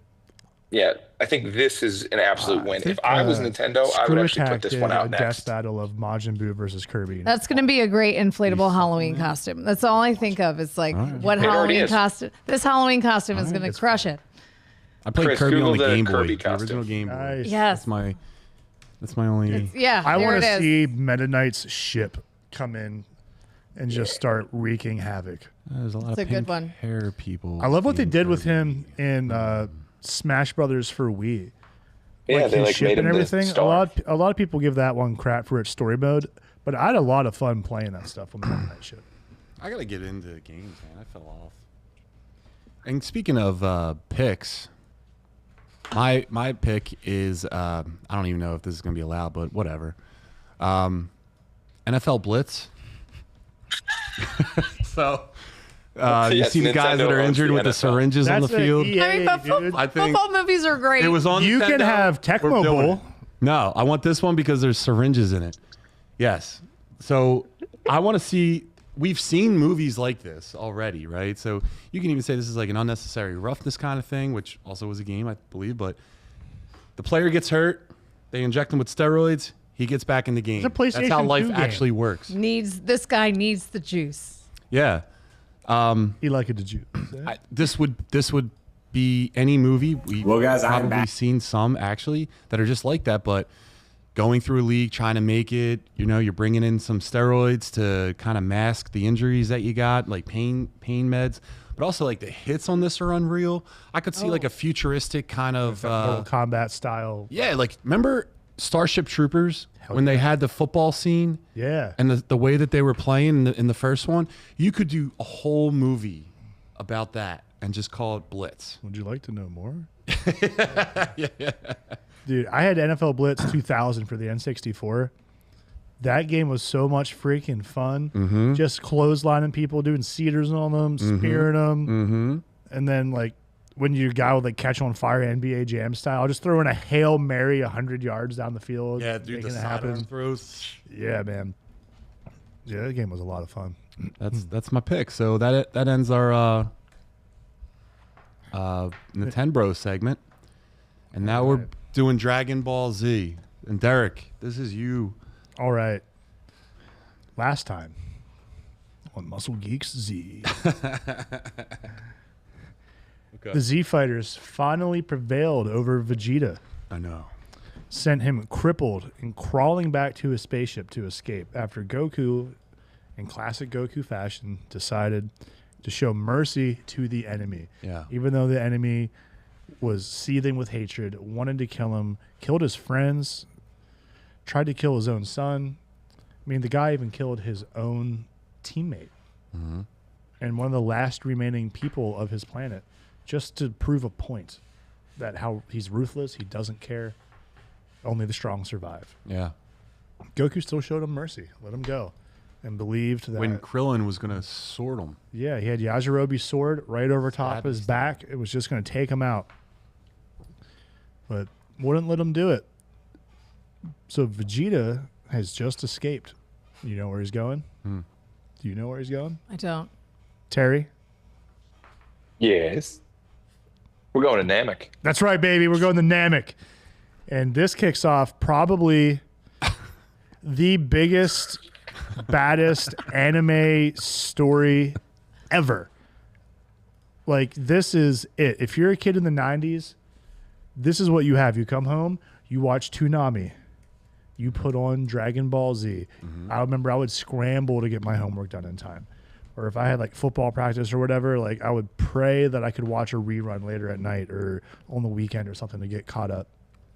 So now we have Vegeta on his way to Namek because he wants to get the Dragon Balls. Yeah. After figuring out that they're there because he wants to Wants wish to be for- immortal. Yeah, immortality, dude. And he wants to come back, kill Goku, aka Kakarot, and take over Frieza, who we have not met yet, but is going to be a huge menace here soon. And then we have Goku, who just narrowly survived and just got put into a full body cast. It's so funny. You get to see him at the hospital in a full body cast, and everyone's going to visit him. Yeah, he's just all there, legs up. And like everyone's going to visit him, check in on him. Everyone's all concerned. And his buddies sneak him the sensu bean into the hospital. And if you don't know what a sensu bean is, it's basically a miracle pill, right? It's this like lima bean looking thing that fully restores your body back to 100% health. All you got to do is eat it. And they're made at Corrin's Tower. That's right. You got to get it from Corrin. So there's always a limited amount, especially because Yajirobe eats them all. You can also buy them now. Yeah. We'll see if they work. But they're really cool. So they give Goku one. You can see right down there. He eats it, and then he just literally flexes out of his full body cast because his body's just back, and he gets that Zenkai boost, and he's strong, and just BAM! And all the doctors are like, "Ah!" Like, what the hell? Restore energy. Yep. And he immediately gets back to work. So they're aware that they can get Dragon Balls on Namek because they find out through talking to Vegeta and all that other stuff that Piccolo isn't a demon. He's from Namek. He's an alien. But then we find out later Dami is actually a demon. But that's a whole circle thing we're not going back to right now. Yeah. So anyway, they go to Namek because they figure out they can get Dragon Balls there. Piccolo's dead on Earth, so theirs are gone. He's the creator. It's one of those. His power's gone because he's gone. So they can't use them. So they go to space to get these Dragon Balls, and now it's a race between Vegeta. Well, space is the place. What's that? I said space is the place. Space is the place, baby. So now we're gearing up at Capsule Corp to build a spaceship to go to Namek to get these Dragon Balls before all the baddies. Yeah. We get great things here. We get the gravity training, which is so fun on the ship. Yeah. Is that when Goku takes off as well? Or he is not left yet? We're not talking about that yet. No, so the Z fighters go before Goku. Krillin and Gohan. Krillin, Gohan, and Bulma You're right. all embark. Because Goku's And on. Master Roshi is supposed to go, but he misses the flight. But He would have been great on that. yeah, so I think they go because Goku's still in recovery at that point. If I'm cloudy, TikTok will yell at me, let me know. But Yeah, they wanted to bring their buddies back, so they went ahead. yeah, so they went ahead. And while they're going off, there's an often forgot about part where they run into a spaceship. And it turns out they're going to fight for their lives. The spaceship, I think it just takes on their spaceship. I think it opens its hatch and sucks them in. And they find out. How very Star Wars. Yeah, right? I love that. So they got to fight their way out of that. It's a fun little side adventure. I don't even know if it's on the Kai version. Yeah, dude, it's definitely filler. It's filler, but that was fun. You get to watch, Gohan and Krillin do their thing a little bit. But not to jump the gun here, but this is where Goku surpasses and never looks back. this is supposed to be the end. We're going into what is supposed to be Toriyama's final arc for Dragon Ball, for Goku, everyone. Fortunately, it's not, because the one after that kicks ass. And that Are you sure? I thought Cell was the end. This was supposed to be the end. And then Cell was supposed to be the end. Oh, that's what that is. Yeah. Yeah. Yeah. But so much happens here. How do we want to break this up? Because there's a lot that happens on Namek. Okay, so I am a very novice person when it comes to Dragon Ball Z. I know it only through osmosis, through listening to 6th, 7th, and 8th graders constantly talk about Dragon Ball Z. I have 6 panels of my classroom are cool kids. painted Dragon Ball Z characters. One kid just painted 6 panels. These are 4 foot by 2 foot panels. Smart kid. So they Great all kid. talk about it. So I totally glaze over when it starts to happen because it will never end. They are so into it. It's really impressive, the knowledge these kids have. But, so for me, I just kind of hear a little bit here and there, and then I have to acknowledge Goku's on my ceiling. And who painted Let me come that? guest speak. Well, I'll come show them how to draw. Yeah, they are all about it. God. So I Love it. definitely hear a lot of Dragon Ball Z daily because it's on my ceiling. But when it comes to me watching it, I just listen. Oh, you gotta check So it out. this leads into terrific long form. I could be watching TV storytelling. a while. Yeah, It's a lot. there's the thing with anime and the difficulty I've had with getting into new animes is there's they never end. They They're don't. so long, so it's almost intimidating to Right. start all the start. way from the beginning and where are you going? Yeah. This one, it's tough because I got into it and then I didn't know what it was because back in my day, there wasn't the internet to look up what this is. But I just saw it on a Sunday morning on Cartoon Network or WB17, and Yes. it was just this. I had no idea what I was watching. It was just a cartoon, so I was in, and it was the Frieza saga that put me on. But I mean, it is like a nonstop. The way kids ask me, they're saying, "Do you like anime? Do you watch anime?" It is a big deal because they go deep into backstories of every single character. Some of the kids will start to draw anime. They always want face paint anime. like symbols on their faces and stuff like Yeah. it is a constant. So like if you're not into it, you really don't know. So I always say, I'm like, I don't really know a lot about anime. And they are like, you don't know? You don't know? Well, anime. How do you not know? Anime is Go very Super different Saiyan. over in Japan than it is Yeah. in America. I mean, It's crazy. It's there's adult, there's even There's so many some things. X-rated stuff that It's wild. It's animation over there is just a lot Nani? different. Yeah. Sexy octopus. My Washington knows. Tentacle. Tentacle. Oh. X-rated. No!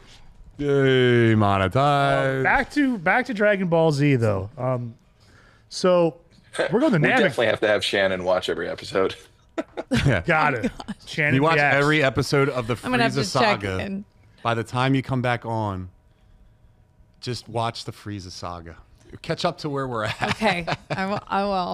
I'll be very prepared. So let's just jump up to, we have Bulma, Krillin, and Gohan on Namek now. Mm-hmm. She's got the Dragon Radar, which is like a GPS that can seek out the magical Dragon Balls, right? Yes. They have to Speak get 7 of them. girl language also perfect. You're doing Yes. great. Yeah. So she's got this Tom that tells her where to go to get these Dragon Balls.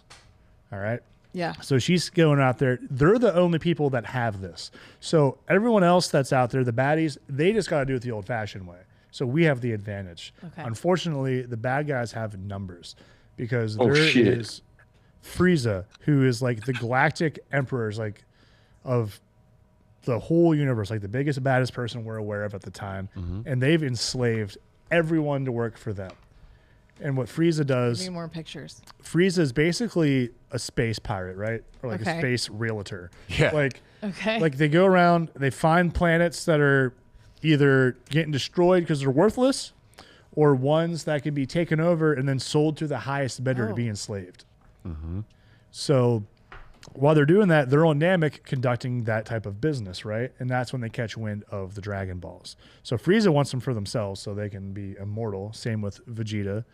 But the good guys, they just want to bring their friends back to life that were killed. That's why they're there. That's a scary villain. Frieza in this show at this point, Diabolical. they talk about him, all the characters, with such fear in their voices that by the time he shows up, you are terrified of him. Yeah, like And he's a very evil character. Yeah. He has okay. no problem murking people, no issue at all. Now, is he small? Is he Yes. always small, but does he grow? So he has a couple different forms. So he has a base form, and then he goes into another form that he's taller. He's like a And he goes xenomorph to form. one where he looks like a xenomorph, and then he goes back to being small. But correct me if I'm wrong, Derek, but I think that the forms were meant, and at this point of the show, to withhold his power because he couldn't control like the tremendous power that he had. So Like a Magneto situation? So like he never had of. he never had to use his full power. Okay. So his species, right? These aliens, they're so much more advanced physically than anything else that's how they got their power, right? Got it. They just beat the shit out of anyone who questions them. They're kind of like Kryptonians, right? Yeah. They're just gods among men. his body can live and tolerate any environment. So if he's in space, he's fine. Exactly. He's like a perfect killing machine. Yeah. Yeah, it looks like it. So he powers down. He's a cute little guy. He is. With little horns, Oh. little tail. Till Frieza Black, way too open. His dad's pretty jacked. Right. King So Cold. is his dad in that second form? His dad just hangs out in second form. Do you think that's where his dad peaked? King Not, Cold. not doing anything else? Maybe so. None of them. Yeah, because that's the thing about it. None They of don't them train. That's not natty. So they don't train. They're Was that you, Chris? They're so strong compared to everyone else. There's no need to work on themselves. They're Yeah. already perfect in their minds. So Perfect. perfect. But by the time they come across Goku in them, this is a whole new thing, which makes Frieza hate him so much because he's already destroyed his home planet, right? He has a very Superman origin. Okay. Goku does. Like, home planet's destroyed, his son off as a baby. Da, da, da, da, da. Well, his planet was supposed to be destroyed by a meteor. No, that's a lie. Frieza, One finger Yeah, one Creates finger. an energy death ball that can destroy a planet. It looks like he creates this energy. It looks like the sun. And he's laughing while he's doing it. And they worked for Frieza. That's the thing. Probably drinks milk. Oh, definitely drink space milk. Goku doesn't. No, he does. He does. He drinks it when he's training on the way there. There's like a beer in the fridge. He's like, I don't drink that. Yeah. Positive promotion, Goku. Thanks, buddy. Yeah. Yeah, he's got to get mad carbs and protein. Oh, yeah, he carries it for Roshi in his training.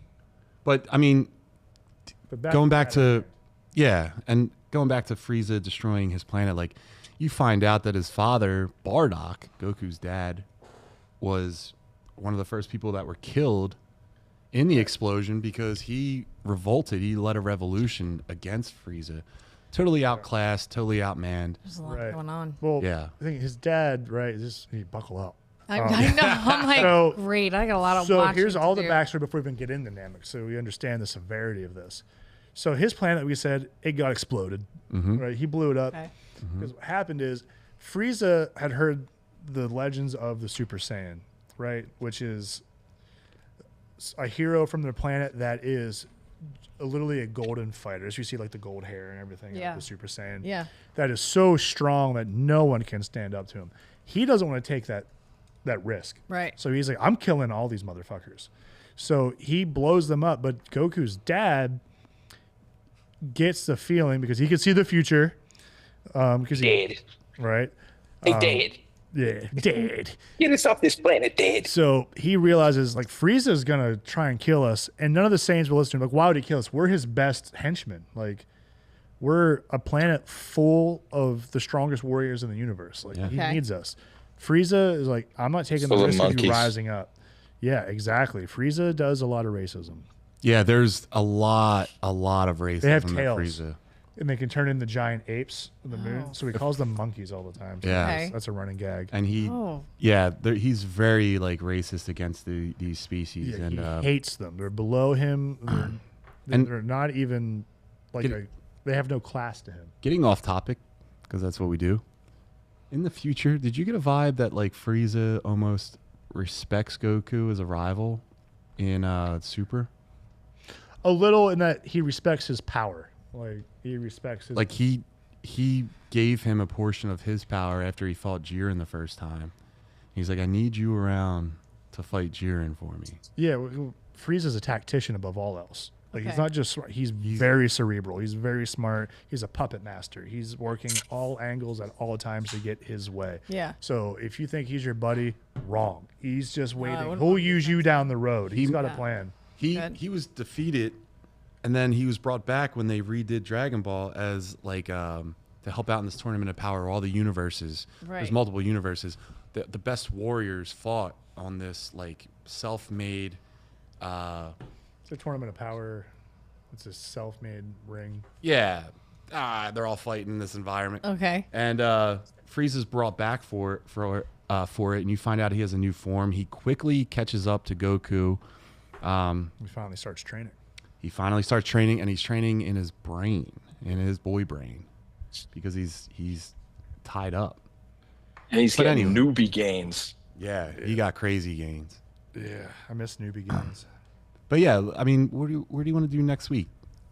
Yeah, so we didn't talk about Namek at all, really. We didn't do it. I'm gonna I'll do some more research. here's I'll the talk thing. to my kids tomorrow and see what they have to say about it. The thing about the Namek saga, which is so interesting, is there's really like several different sagas. So part one is they get to the planet, right? Yeah. And you know that's just deciding to go is a thing.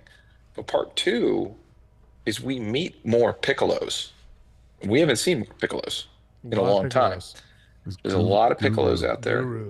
And now, yeah, The Frieza Force. There is the Ginyu Force, which is like the final protectors of Frieza. But there are, I love the Ginyu Force. but there are plenty of. Raccoon. There's plenty of people that. It's like a whole other world. That like There's plenty of people that are before. Yeah, the Ginyu Force. They're basically WWE stars. they're an elite force of Frieza's. is that the team troops. on Space Jam that they played against? The aliens? Monstars? Right, they look a little Yeah, it's Monstars. Dragon Ball Yeah, Z it's the Monstars. Monstars. Monstars. But yeah, they all have their own gimmick going on. They form this team, and they have these dance poses they do. Like, everything's very showman. But the thing about it, though, is that Vegeta knows all of these people. He's terrifying. And knows how scary they are. But he also knows that there are some people on that force that are not at his level. And we go after them first, which is pretty awesome. So there's a couple different stories that are going to take place, and Goku's not in any of them. Look at that one. It's one arm. That's Captain Ginyu. Yeah, man. He's the leader. But yeah, it's really cool because... But yeah, we got to go fight Zarbon. Zarbon, you get to watch Bulma fall in love with him till you see a second form. Zarbon, that's the green guy, good-looking guy. Yeah, with the thing on it, the bead. Yeah, he has the little bead thing. Raccoon kick. Yeah, these guys are fun. I love watching people's Halloween costumes of this shit and all the poses. It's great. But yeah, they're very gimmicky and fun. And no one else is ever in on their jokes and their fun except them. But them. Okay. Like, to them, they're the coolest guy in school. But everyone else is always just kind of watching, staring at each other like, what the fuck is going on? It's like an inside group. Captain Captain Ginyu, the guy posing with his legs spread over there, he actually is extremely powerful, but he also can, if you're beating the shit out of him, he can switch souls. So he can take his consciousness and put it in your body. So he's a very tricky one, and we get into that when we're talking about what's going on. But a lot of that coming up. A lot of good fights are on the way. And let's talk about Nail. Nail is sick. Nail is extremely stoic. Mm-hmm. He's like an old school thought process of like respect everything with Namek, and you'll respect Lord Guru. And what he looks like Nail very is Yoda, badass. Yoda-esque. Yeah. And he's powerful. Very powerful. He didn't stand a chance against Frieza, but I wish that they would revisit more with Nail. Sorry. Yeah. Well, when you said nail, now it's Dragon Ball Z nails, like how girls get them. I wish that they. Wow. Because like they go back to, man, I'm tired. Who was Piccolo's other half? Kami. And they do talk about like how great that power up was and how strong he became, and then he was still able to like talk, call me the Namek.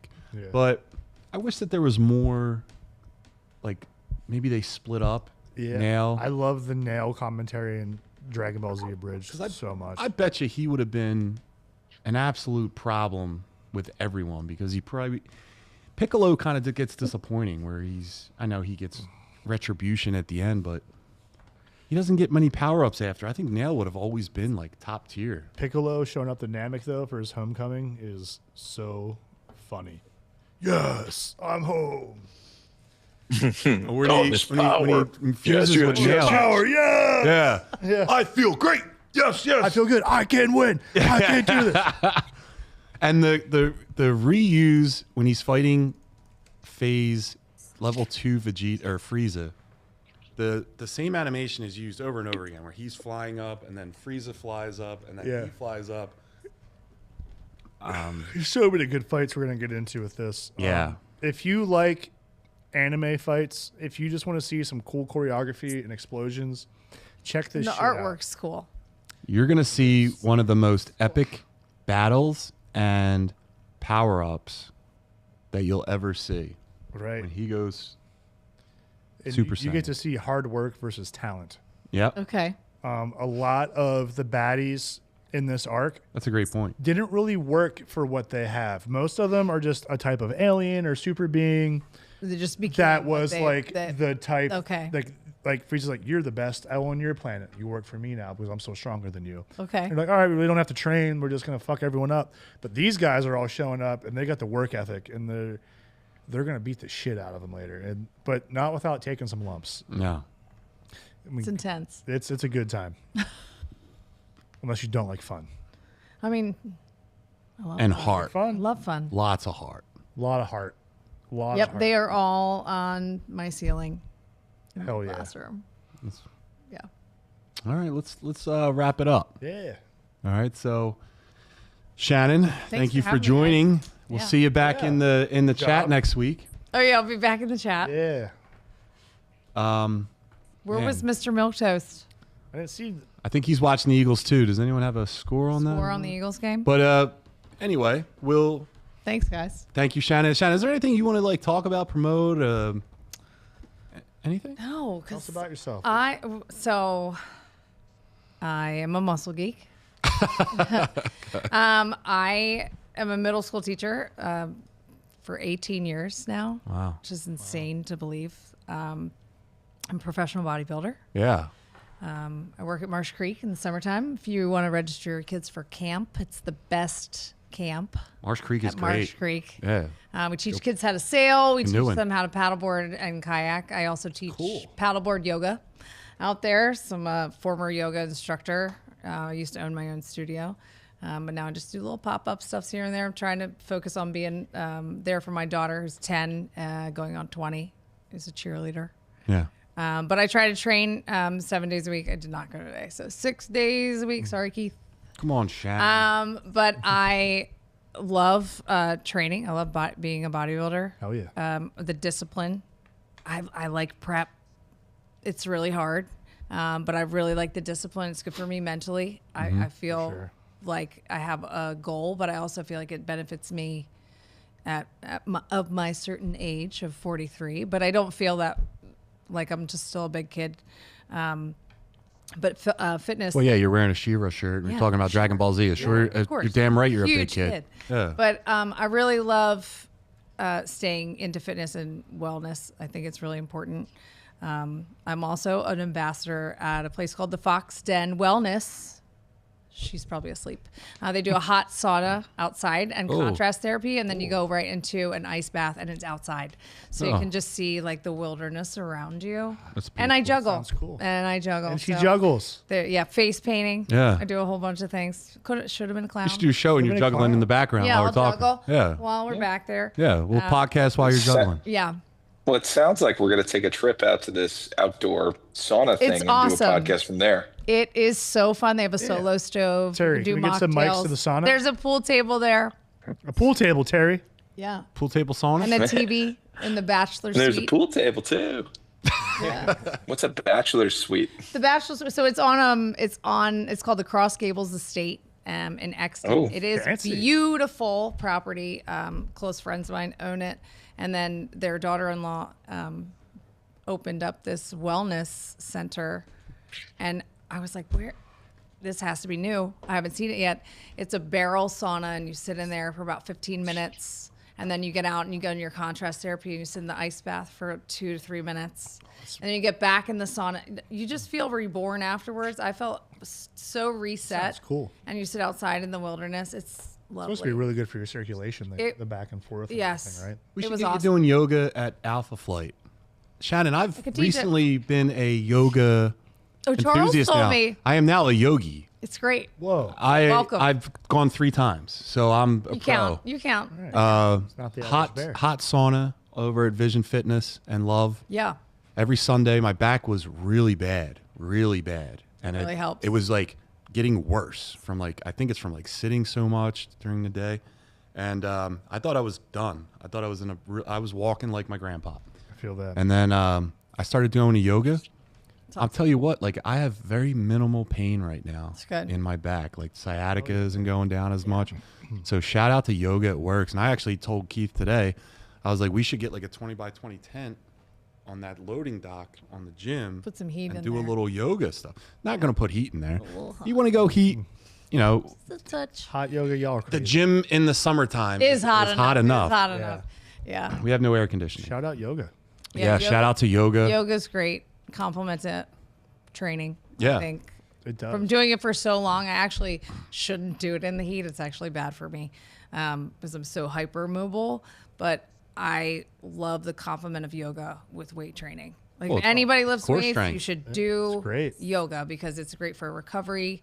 It's also great mentally too. I know I do some yoga poses right before I go to sleep that put me to bed. When I leave, it makes me ready for the day. Yeah, it's great. Do you do it in the morning or in the Do evening? 7 a.m. on Sunday. Yeah, it's usually you should do yoga either early morning or you should do it at night because you're waking up or you're going to sleep. You shouldn't do it in the midday. They say wherever you're supposed to be, you're You here should right be, now, and yeah. you should be here now. And Yeah. I'm like, Beautiful. God damn it, Sherry. It's great. I did an 8 Being a.m. yoga present. for a semester. Yeah. It was the best. It's wonderful. It set me up. I did it 3 days a week, and I was like, "Oh, take yoga, I guess." I did it. I did it when I was in college, and I was like, I'm hooked. Can you touch your toes? Yeah. I can't. Terry, can you touch your toes? I got a terrible back, like you. It helps. I still. I'm a big fan of I'm yoga. not like a yogi, but a lot of the poses and like everything I learned, I do that at the gym regularly. Still, like it helps me out so much. Dude, I went to physical therapy for my back and knees, and they were doing yoga poses. Yeah. I went to a yoga class. I'm like, this is yoga. Why don't I just go to yoga? DDP yoga. And it helps with the breathing. Works. It's awesome. Yeah, my old roommate did that, and I watched him go leaps and bounds. Yeah, so do yoga. All right, so we'll finish it up. Terry, do you want to say goodbye and Young Chunk? All right. Derek, what about you? Do you want to say good night? Good night. All right. Thanks for watching, guys. Yeah, thanks for watching. Make sure you follow us on all the social media platforms at the Muscle Geeks Podcast. And we should do a bracket soon. Bracket. It was awesome. We should do a bracket. I really had a good time. So Shannon's already booked to come on again. So I'm booked to come on in January. let's do a bracket when you come on.